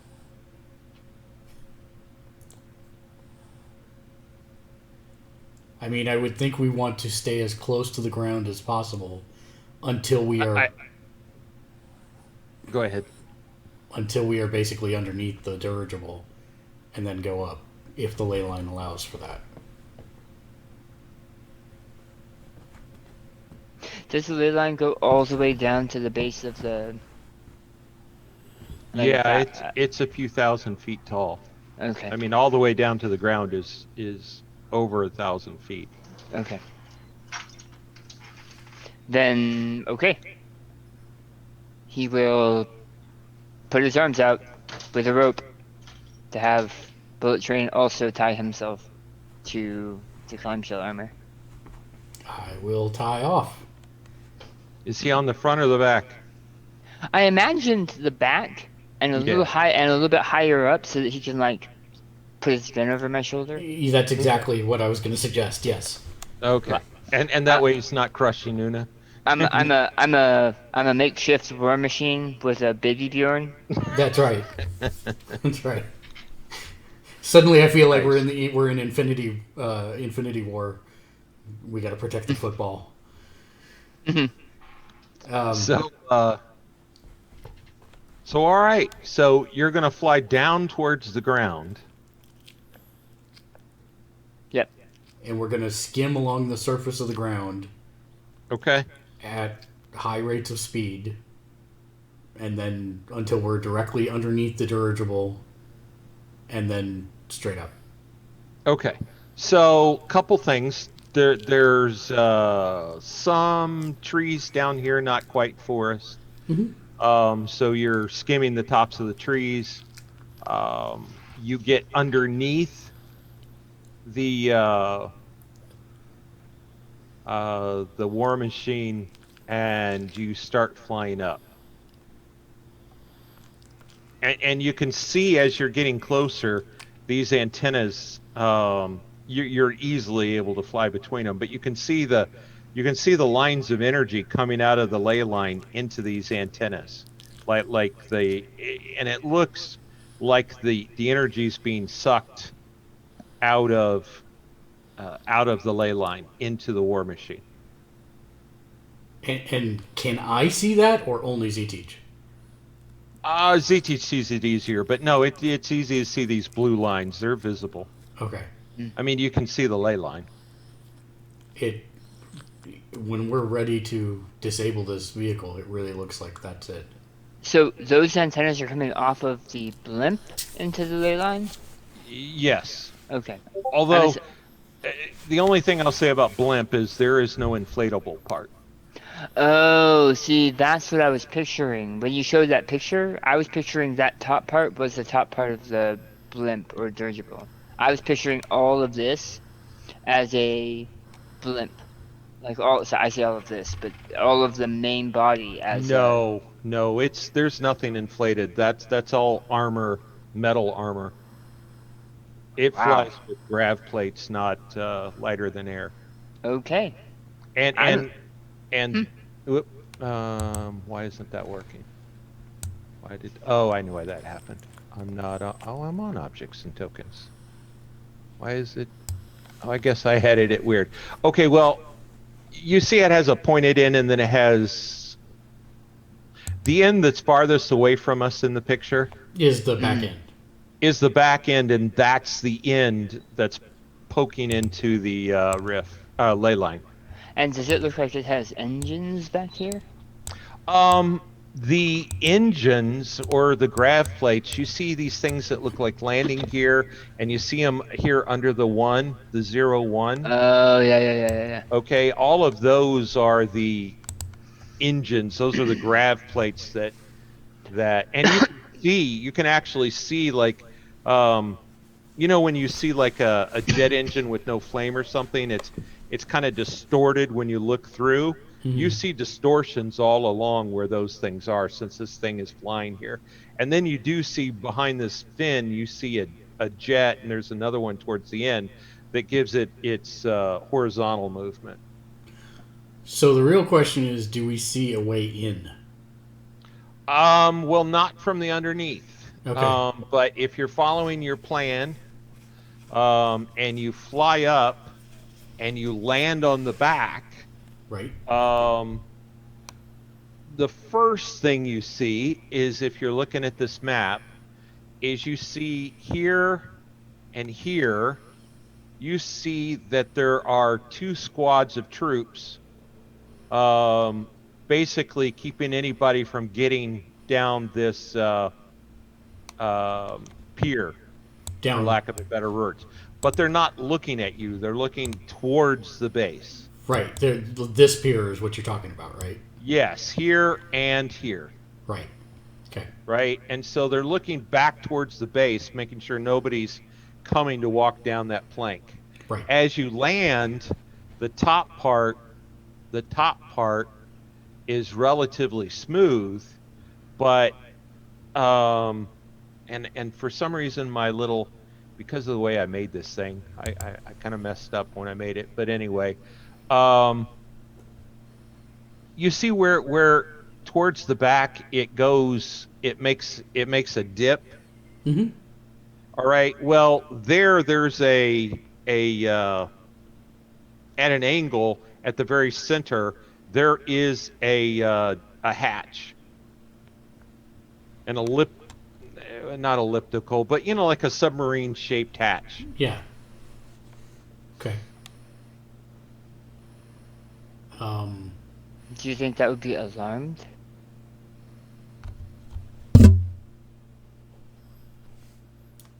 Una? It's a mechanical hatch. I mean, you guys see there it's a mechanical hatch. It's not like there's no push button anything. Una says, well, you'll have to untie me so I can go look. I'll help him down. Okay. I'll get off Daniel's back, or get off CT's back, and So yeah. Una goes up and looks and says, no, I mean, I don't think so. I can't see through the metal, but it doesn't look like there's anything electric here. Well, down the hatch. So you open the hatch? I'll open the hatch. Well, actually, I'll let CT open the hatch. He's much stronger than me. And then once at this point, by the way, you're out of the ley line. Right. But he still has power armor, and I don't. So crazy magic power armor. So you open the door, and what you see is you see the entire inside of the war machine is open, right? It's not made up of a whole bunch of rooms. From this door, you see that there is a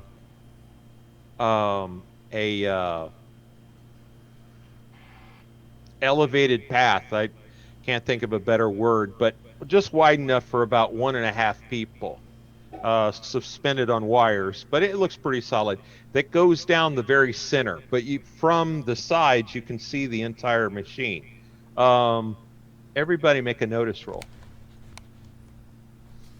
And what you see is here at the back, you see that there's a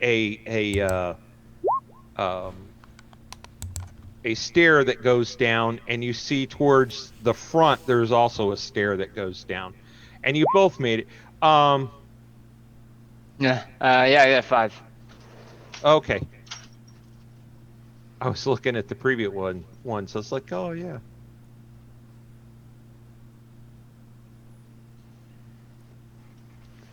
Have you rolled, Mark?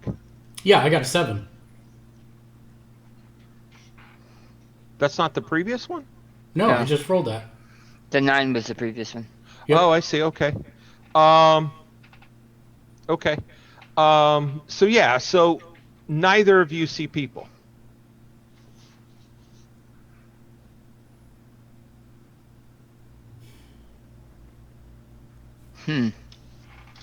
Are there any kind of access panels or monitors or something that Una could... Yeah, there's so what you see towards the back is and Una actually well, you can't see behind you. Right. You're going to have to actually go in the doorway and look behind you. But ahead of you, you see a number of rows. You see 3 rows of different monitors, and each row has 6 seats. The center aisle underneath this gangplank appears to be open. At the front, you see this huge generator-looking thing. And you see, if you kind of tilt your head to kind of look under, you see that there's like a power cable or something that's coming from the back of the ship going into this generator. In front of the generator, you see two giant kind of reflector dishes pointing towards the front of the ship. And the reflector dishes are like, if you stood in them, it would be both. Sveta could stand inside the reflector dishes and still not be seen from the other side. So they're big dishes. Yeah. What do you think, Una? Front or back? I need to look. He says as if a question. I need to look. And he kind of points. I'm going to pick him up and hold him under one arm while I've got my gun with the other arm. Okay. And I'm going to go into the doorway and take a quick look. And, like, I'm going to, like, you know, step in, scan, and then step back. Okay, you don't see anything. It seems to be clear. And I'll swing around and then let Una look. But I'm still down the stairs. I need to see in the back. Okay. So that's where we'll start heading. Okay. And so towards the back, you do see that it kind of looks maybe cabins or something back there. Okay. Can we avoid them or no? Yeah, easily. Okay. Yeah. Yeah, we'll avoid the cabins. And okay. Continued back. All right, you going down the stairs too, Daniel? Yes. Okay. So you're down at the bottom of the stairs. So behind you are the cabins. Ahead of you are the monitors and the giant generator. Yeah, we're going to keep heading towards... Wait. Behind us is the giant generator in the cabins. What was ahead of us? Behind you are the cabins. Ahead of you are the monitors and the generator.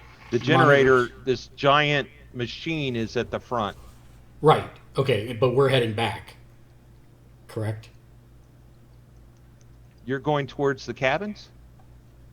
That's what I was asking. Is there a way to avoid the cabins? You guys are stepping on each other. We are heading towards the back of the ship. Right. We pass through the cabins. No. In front of us is a generator. No. Yeah, that's what I'm saying. The generators. Yeah. Give me the floor just for a second. Yeah. You go into this door. There are stairs down to your left. When you get at the bottom of the stairs, right? If you stand at the bottom of the stairs and stand forwards, behind you are the cabins. Ahead of you are the rows of monitors, and the generator is at the very front of all of that. So we're going towards the front of the ship then? Yes. Got it. So yeah, yes, that big generator is the forwardmost thing of the ship. That's why I was confused, because I thought we were going towards the cabins and then avoided them somehow so that they were behind us. But then, so we're going to where the monitors are. Yeah, which Una points out that it's very strange for the power source to be at the front. It's a very odd layout. Yeah. Although, Z-Teach, why don't you make a notice roll?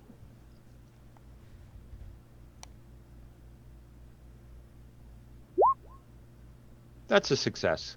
You can see this now that you're underneath this gangplank, right?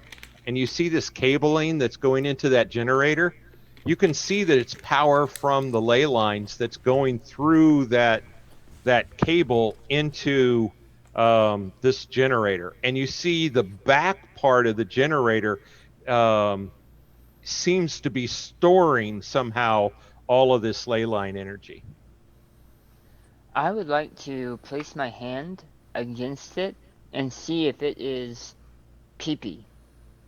The cable? No, the battery, essentially. I want to see. Okay, if well, you're it's... you walk up, you get to the battery, and it's PPE. Interesting. It seems that they are powering this ship with the same thing that powers my armor. Or me. I set Una down at one of the monitors, and then make sure he has everything he needs, and then I walk over to Z-Teach and say, I am no technical expert on these types of things, but I would be surprised if this cable doesn't somehow power the grav plating that keeps us afloat. Sabotaging or destroying the ship may be just as easy as cutting that cable. I believe this cable runs to those antennas that you said. Mm-hmm. I think that this, and he puts his hand on the giant battery, this stores the energy that flows out to those grav plating. We would have to sabotage this whole device. Yeah. In order for... You've seen the ship flying not in a ley line. Yeah. Right. Both of you make a notice roll.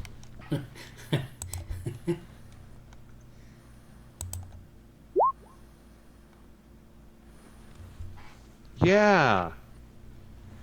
You both are startled because you hear movement, some kind of movement, coming from the other side of those big dishes, reflector dishes. I'll take aim. Okay, nothing comes around. It's really subtle, but you hear it every now and again. Some kind of movement, slight movement. Where is Una? Next to you at a monitor. Okay. I will very slowly and cautiously creep up to where I think I can get a vantage point on whatever it is. And take a look. Yeah. Do I need to roll stealth for that? Yeah, sure. Go ahead. Roll stealth. Yeah, sure. Go ahead. Clang, clang. I trip over some of the stuff. All right. Well, you get there, and this is what you see. You see. What the fudge? You literally hear Oris say that. What? You see two beautiful, shining creatures that... Two angels streaming at the ground. Two angels held in these energy bands, and you see them wreathing in pain. Their wings are torn and shredded. And you can see where they're bound. You can see that they're bleeding where this chain of energy is binding their hands and their feet.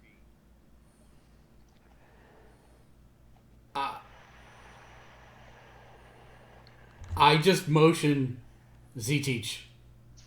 Like, I'm not stopping looking at whatever I'm looking at. I just motion Z-Teach. Z-Teach will slowly make his way around the corner, holding a wand out in front of him. And he'll take a peek. And then you get the sense that even in his mask, his mouth just dropped open.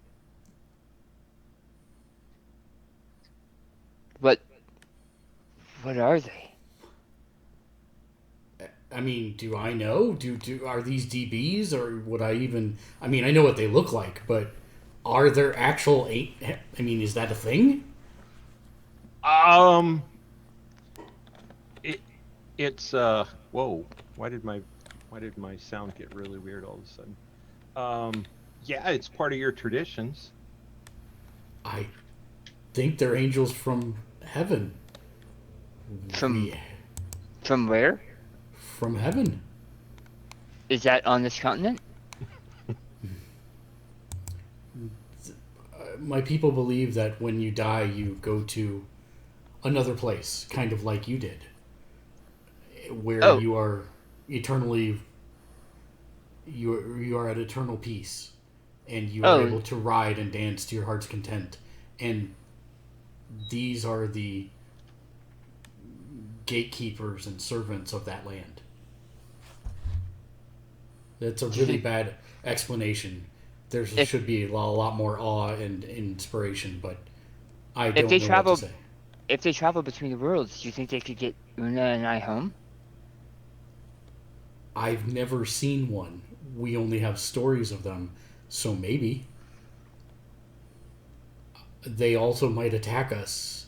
It looks like they've been through quite a trauma, but I think we have to free them. I just don't know what that will do to the ship. Are they blindfolded? Like the Yes. picture? Yes. Can you remove their blindfold so we can talk to one or both? I can try. Can I get up there? So, real quick, just a technical question. All of a sudden, my microphone's being very strange, and I don't know what's going on. So we have heard you perfectly fine the whole time. Yeah. Do you hear me fine now? Correct. Yep. Okay. It's just weird. I'm getting like a lot of feedback into my, like, I don't know. I'm hearing myself in my headphone, and normally I don't. I usually have to drop out and come back in when I'm having issues like that, because I have had that before where there's like In Zoom? Yeah.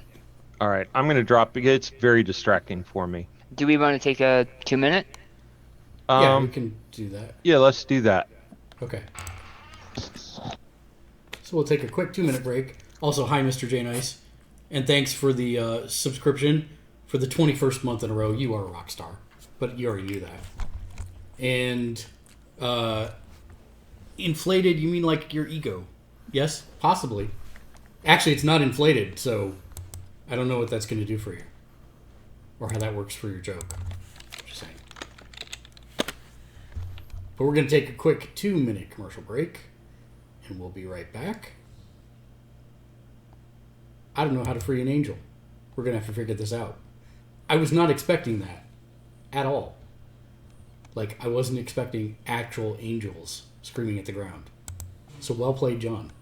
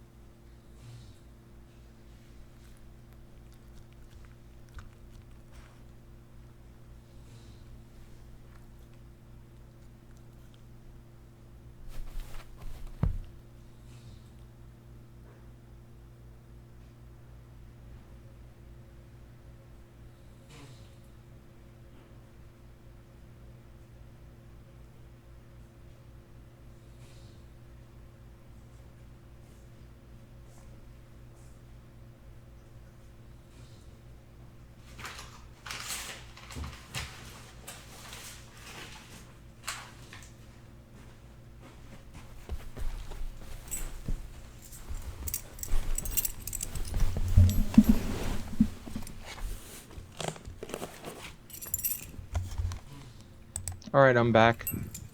Welcome back. Is it better? No, when I left the Zoom meeting, I was still getting the feedback in my headphones. But if I sound fine to you guys, I guess it's not a big deal. Yeah, it's not coming through at all for us. Okay, so maybe I have to reboot my computer or something, but I'm not. If everything's fine, let's just go ahead. So, in answer to your question, the angels are about twice as tall as you. Yeah, my question was more if you look behind the angels, there's like a It looks like kind of like handholds in the side of the engine. Am I able to scale those or? No, you don't see any way that. No, there's no real way. There's no, there's no ladder. There's no handholds, and even if you could climb up the engine, the problem is you're on the wrong side of the reflector dishes. I'll ask Z-Teach, can you cast fly on me? It looks like they're bound in. Can you hear us?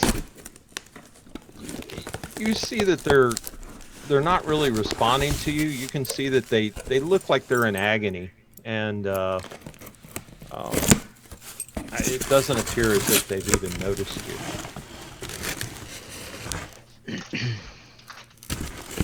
I'm going to attempt to banish.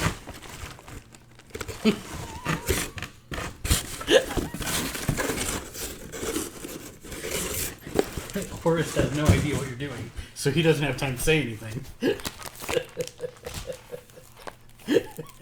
Okay, go ahead and roll. This is gonna be real good.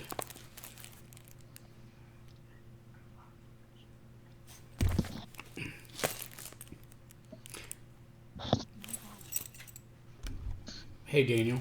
Yeah. I know you're rolling, but do you want a copy of Shield versus Hydra? Because I apparently ordered two. Oh yes, please. That'd be awesome. So, while you're doing that, Una looks up and says, "Well, we can free the angels by destroying these generators, but there's a problem with that." We're in the ship? Yes, and the generators are what's keeping the ship flying, and we're thousands of feet up. I'm not worried about that.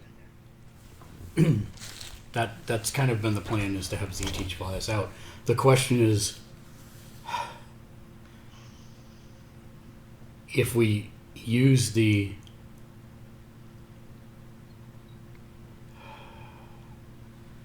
angels are literally the destructive power. And we know that now. Yeah, and I don't think we can use the destructive power on the base.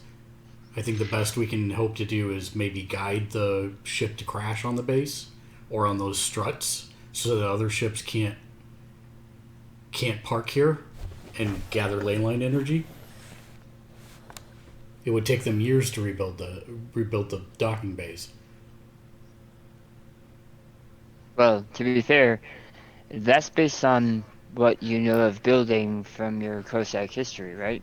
That is correct. They may have other resources, such as magic or the powers of the mind. This is very true. My want right now is to free these angels. The angels, under their own power, if they are what you say, might be fully within their abilities to take their vengeance on the base. That is also true. I wish we could talk to them. What if we tried to free one of them? Because I don't think, thinking about this now, I don't think the angels are anything but the weapon. I don't think the angels are part of this generator system. That's what they have the grab thingies we took off the bikes for, right, Una? I think you're correct. That when I look at the technical specs, that seems to be a good assessment. Now, I seem to be able to access the flight controls. I might be able to temporarily reroute power or do something, or fly us out of here or something if you want. Do you want to take this ship for the Cossacks? For the rebellion? Una, can you tell me how many people are on board? Like if they have to check in, or if there's some kind of life protocol, something thing, a sensor. Or... I can't see, but I'm looking I'm looking at the schematic, and there seems to be a small mess area, a small kitchen, and area for 6 people to sleep in the back. Maybe for shifts or something?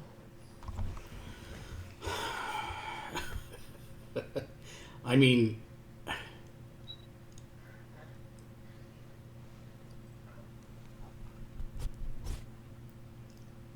we cannot leave the angels tethered. That's No. the first thing. Okay, but period dot. I mean, that's not happening. I mean, them continuing to be bonded like this or bound like this is not happening. But do you think that the ship is a better use trying to crash it into the base or stealing it? I don't know enough of your world. My people would not be able to do anything with this. They don't have flight. We don't have a lot of technology. While I think it might be great if we had allies that could use this, all there are the warlords. And so if they were to get their hands on it, then it would be used for bad things again. What about, Una says, what about Arthur? I was talking more of the rebellion. I understand that your first priority is the Cossacks, but it's all of the Ukraine that needs to be freed. But right now, the Cossacks are the only ones, along with Arthur's group, fighting for that. That is a possibility. That is a good point, Una. Arthur's group may be able to do something with this. Can I do a detect or something to see what the bands are that are holding these angels in place? If it's magic or technology? Don't you have a detect magic or something like that? I do. It essentially, I spend a PowerPoint, and then I roll notice, and I can notice the auras and magic and that kind of stuff. Okay. So I will roll notice, pop.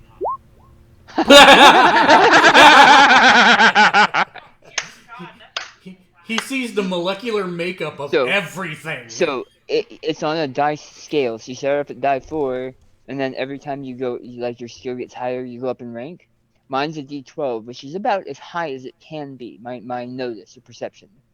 Every time you roll max, you roll again, right? And you add it together.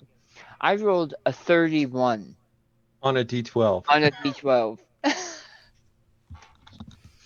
It was very important. Wow. Yeah. I know everything. So yeah, so you see from these batteries, right? And you can see the batteries there on the bottom with the pipes coming out.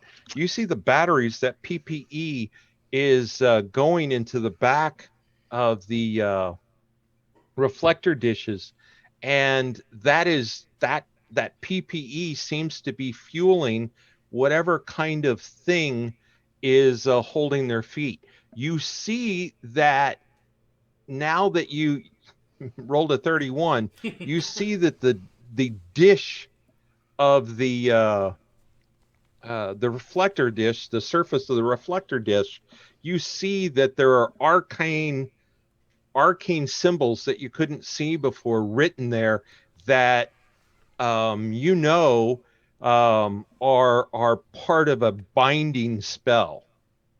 So this PPE is fueling this binding spell, but there is also the other thing you see is a symbol towards the center that basically is kind of like this mystical symbol is working as an on-off switch, and you can tell again because you rolled a 31 that what happens is when this symbol comes on, it causes this immense agony in the angels, and they scream, and you can see that it reflects out, and on the other side it goes into this sonic focusing machine that directs the energy ahead of the war machine. Okay. I will describe that in using very simple words to Urst. Can you stop And the then, binding spell? so I don't possess anything that allows me to dispel magic like that. That was a secret kept by some of the masters at my school, but they neglected to teach us that before I left. It was one of my last lessons. But I can see the threads that are going from the edge of the dish to their feet, right? John? Yes. So I'm going to attempt something. Okay. I'm going to reach up and place my hand on one of the legs of this first angel, Okay. and I'm going to attempt to teleport us 10 feet to the right. Okay. As long as that's not outside the bulkhead. Oh, well, yeah, correct. I'm trying to teleport us to an empty space within the ship. Okay. Right. Probably behind the generator. Right. That I can see. Yes. Teleport.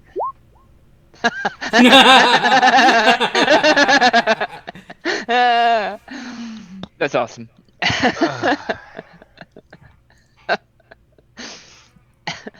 You are on fire tonight. Like, Only when it- no, you're literally on fire. That was, you just teleported out of a binding spell. You're on fire. That's how that works. So if Even your ahead. wild die exploded. Sorry. Yeah, I know. No joke. Huh. That's my favorite noise that John makes. Huh.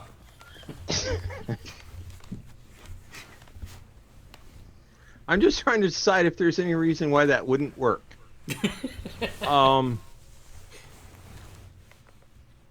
The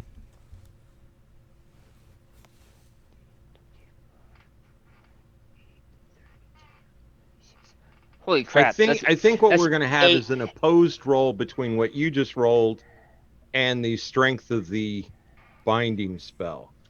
And you should get like some bonuses for 8 raises, right? 8 raises, yeah. Is it only 8? It's only 8.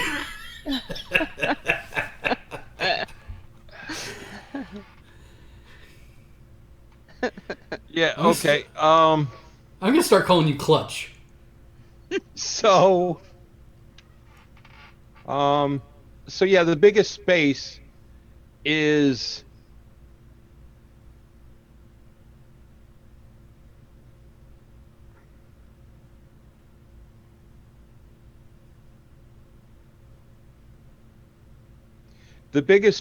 behind the generator, and you can touch him and look back and see that area. Mm-hmm. I mean, the angels are big, so that's the only place where they're going to fit. So the spell goes off, blink, you're standing there with this angel ahead of you, and it crumbles to the ground. And you can see the torn wings start to heal, and it rips off this the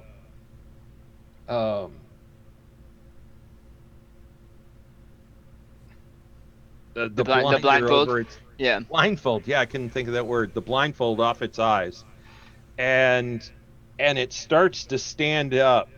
Before anything else happens, my helmet is still down.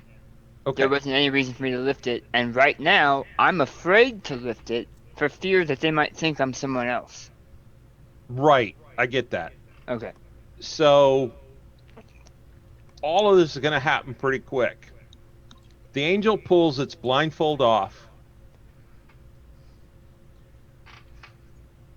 looks forward, and draws from its side this fiery sword, and as it's swinging the fiery sword, it looks at um it looks at Shinkansen, Mm-hmm. and it moves its arm, and I'll get to you in a minute, but you're not there anymore. They look like angels. Yeah, they might It's not be. it swings its sword, and both generators start to explode. And you know, like in Akira or some of those movies where an explosion starts as like this bubble, and it just kind of expands. This bubble expands, and and you have no time to react.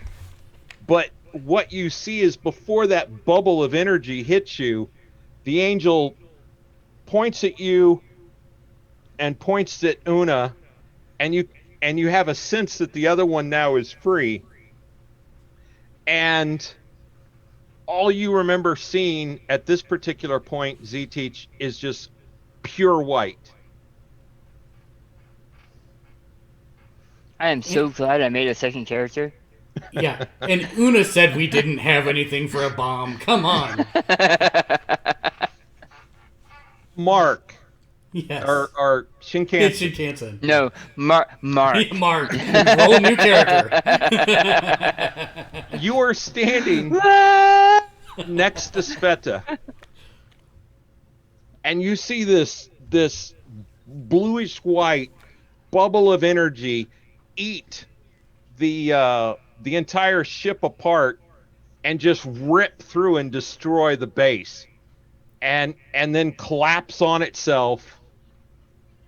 And you feel you're not quite knocked off your feet, but there's this shudder of energy that goes past you, and where that base used to be now is this perfectly smooth round crater.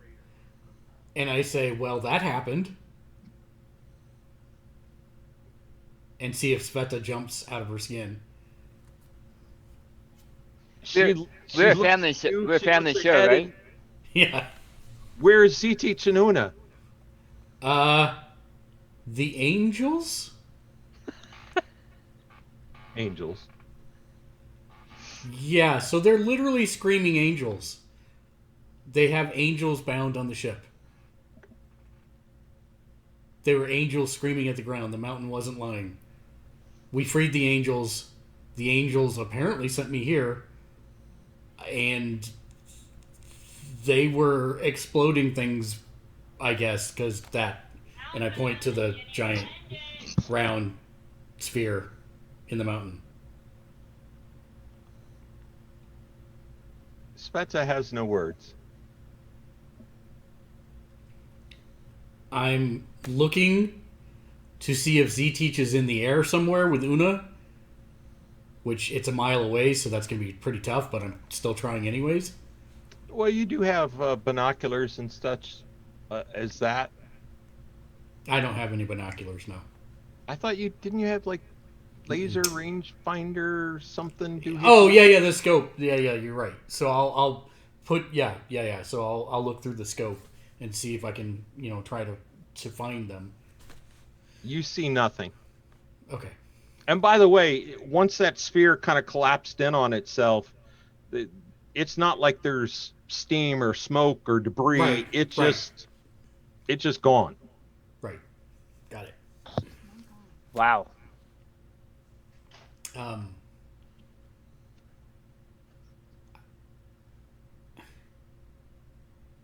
I'm going to continue to scan and hope. So, Daniel. Mm-hmm. So, You are too powerful. Roll a new character. no. My next No, character no. is a dragon. Cyber Dragon. We have stuff to resolve. We can Okay. either resolve it now, or we can meet again between now and next Tuesday. If we meet again between, I think we should probably do it now because it won't be on the broadcast if we don't. Right. Correct. So you see white. When the white resolves, you see yourself standing in a white marble-ish hall with tall columns. But you can also see that at different points, you can see that the wall isn't really there, and you can kind of see beyond the walls, you see eternity. Mm-hmm. You know, you're in this white nothing in this kind of hall. Ahead of you are these two angels now completely healed. They're the most beautiful creatures you've ever seen. And I'm sure that these two are the same two. You think so, yeah, but Okay. they're identical-ish, but yes, you think so. Okay. Behind them are two more angels. Wait, maybe it's 1,000. No, it's 1,000. You're not sure. It's this reality that your mind is having a real tough time trying to comprehend, and so again, there's either 2 or 1,000 angels behind them, I'm. and they're standing next to you is Una. Are you okay? I think so. This is very strange. It really is. I'm glad to see you're feeling better. I say to the two angels. They motion you forward. I'll look at Una and then move forward with Una. So when you get there,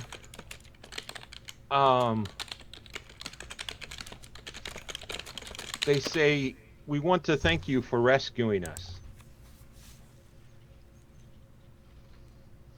Well, I mean, it was. I can't stand seeing anything tortured, and that's a really bad group of people. But It you're welcome. is. It is a very bad group of people. We want you to make a choice. But before that, we have a gift.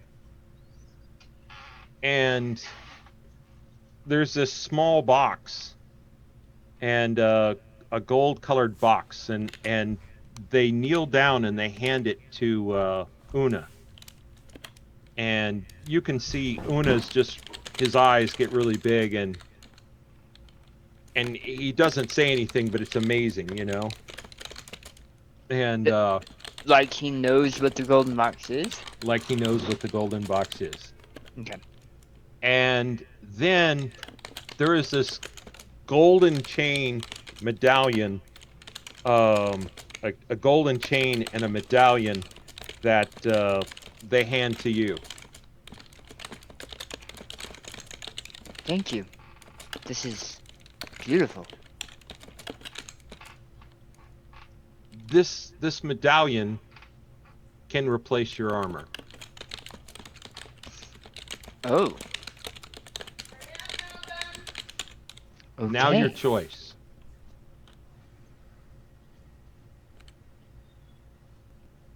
And he gestures to his left, and a door opens, and there's this bright white coming through.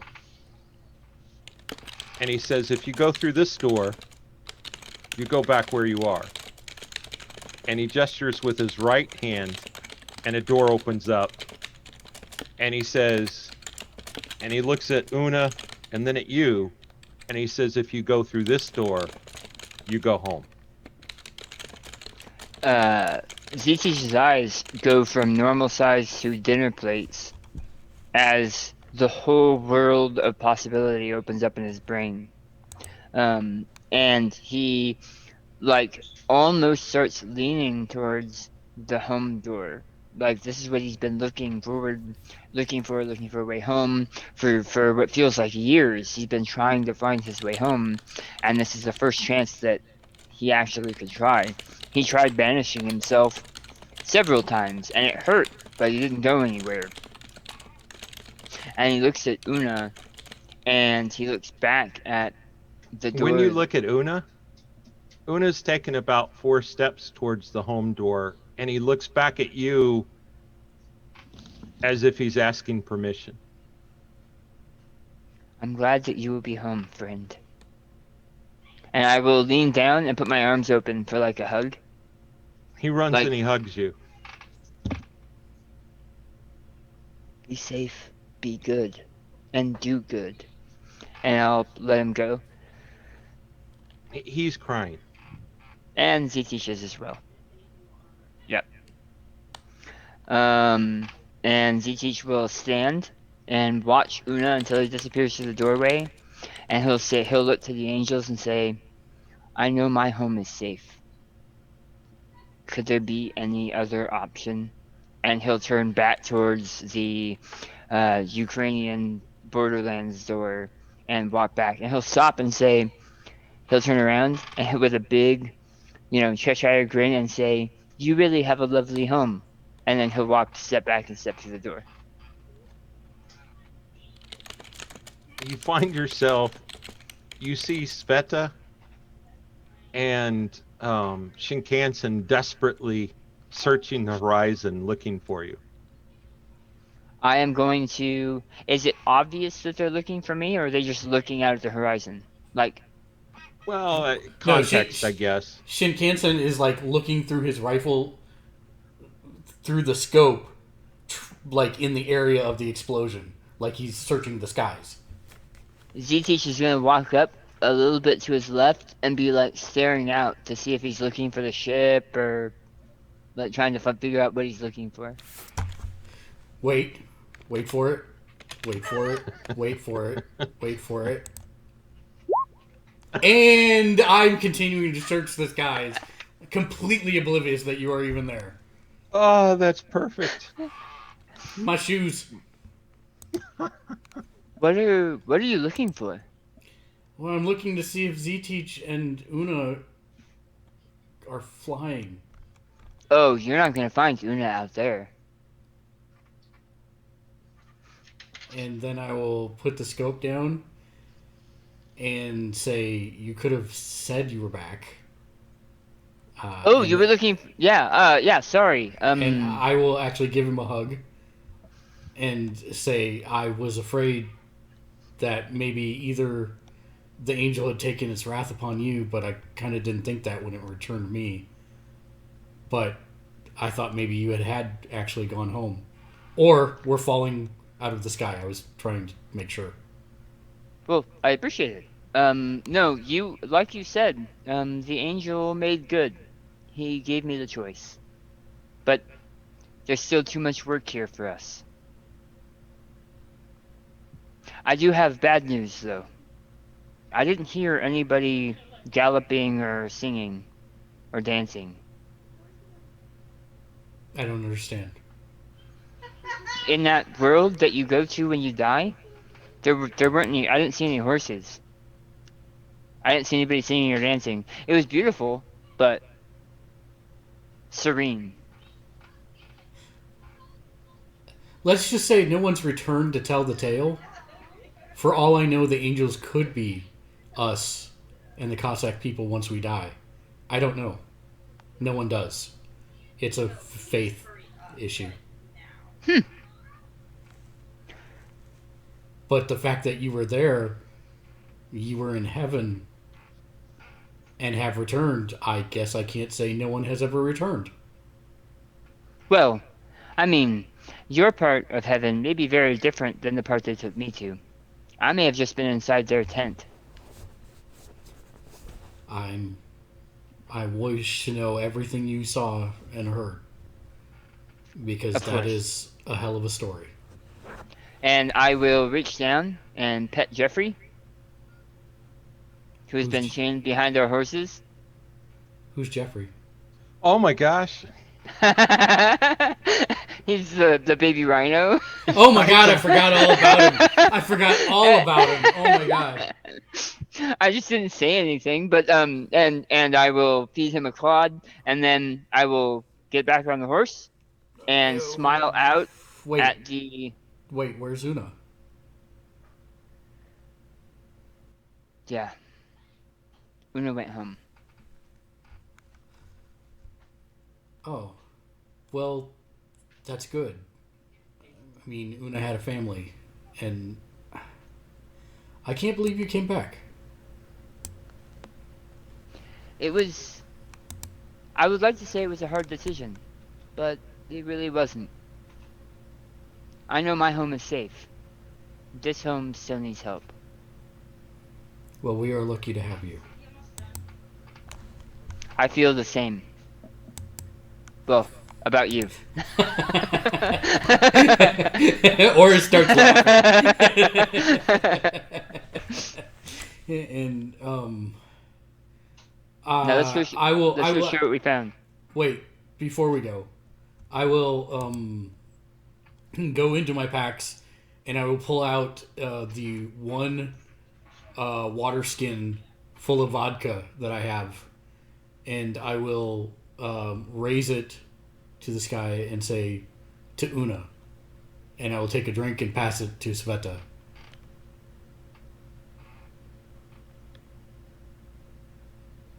Who takes a drink and passes it to Z-Teach. Yeah, sorry, I forgot I was supposed to fill in for that. That's okay. That's all right. To Una.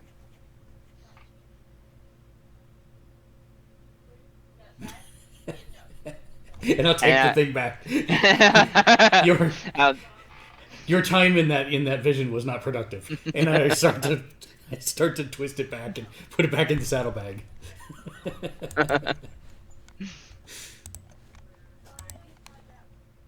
And then we can mount up and start heading back to the Cossack camp to tell what we learned and saw and did.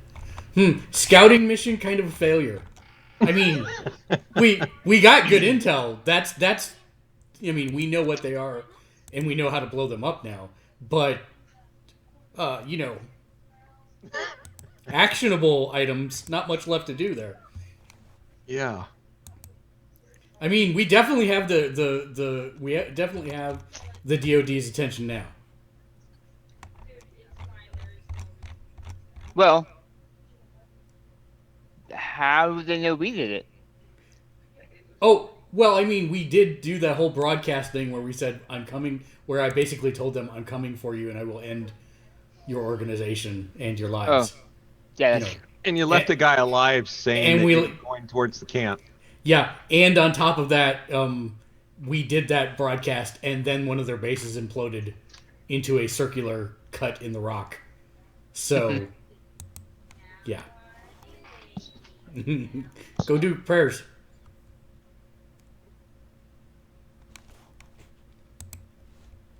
Go do prayers? I was telling Daniel to go do prayers. Oh. The kids were doing prayers. Oh, I understand. Yeah, I was getting there, John. But thank you. I was getting there. I knew. I had noticed. What was funny is you didn't see, since I whispered to him, which he didn't see it either because he didn't react to it. That's how I know when he reads my stuff or not. When you were describing the white marble stones with the tall pillars, I said, "And welcome to hell." And then they're like, they beckoning him to come forward, and they cast disintegrate once you get in front of them. He didn't respond to that either. So. Okay.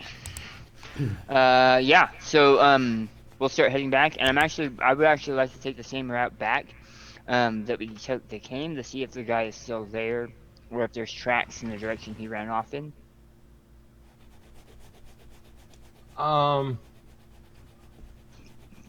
Yeah, so, it's going to take you a day to get back there. Yeah. And so you get back there. You find the vehicles where you kind of, messed them up. and maybe a notice roll where you left him. I mean, it shouldn't be hard to find whether or not the clump is still there. Daniel got 2 successes. I got none. I My shoved shoes. him under. I shoved him underneath a bush too. So You find both clumps. One is got a bite out of it. And you see that his footprints lead not towards the base. From where you are, the base is to the northeast, but you see that he traveled west. okay. Well, he knew where he was going. West. Actually, his tracks lead to the vehicles and then to the west. Yeah. Did you see how Una took this thing apart? Would you be able to put it back together? I mean, no. I mean, Okay. I saw him do it, but I would not be able to replicate it. Okay. I know he pulled wires, and I have a battery, and he unscrewed things, and I have gravity plates. That's about the extent of my... Okay. Well, let's head back. and Report back. we'll not go back the same way that we came from that point forward. Yep. Okay. Do we want to go back to the camp now, or do we want to break here? Oh, I well, see we could. yeah. Yeah, we can break here. Yeah. Okay. Alrighty then. So, matter of fact, it's again towards evening, just by, so you might make camp here. Or not. I mean, if you don't want to make camp here, I see why that you wouldn't want to. Yeah, no, we'll probably continue on it for a while and then make camp. Okay, fair enough. Ride a bit into the night and then make camp somewhere else. Okay. Yeah.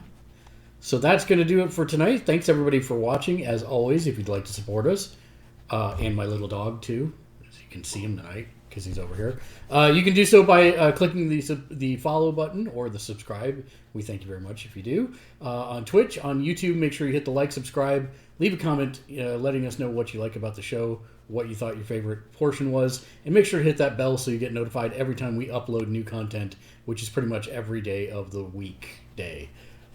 Period. And then last but not least, you can head to our Patreon page at patreon.com/Gamersledge, where you can get your name on every single show that we do for as little as $1 a month, just like the fine folks coming up right now. For John, for Daniel, and myself, Chris Feel Better. Until next time, game on. Game on. Game on.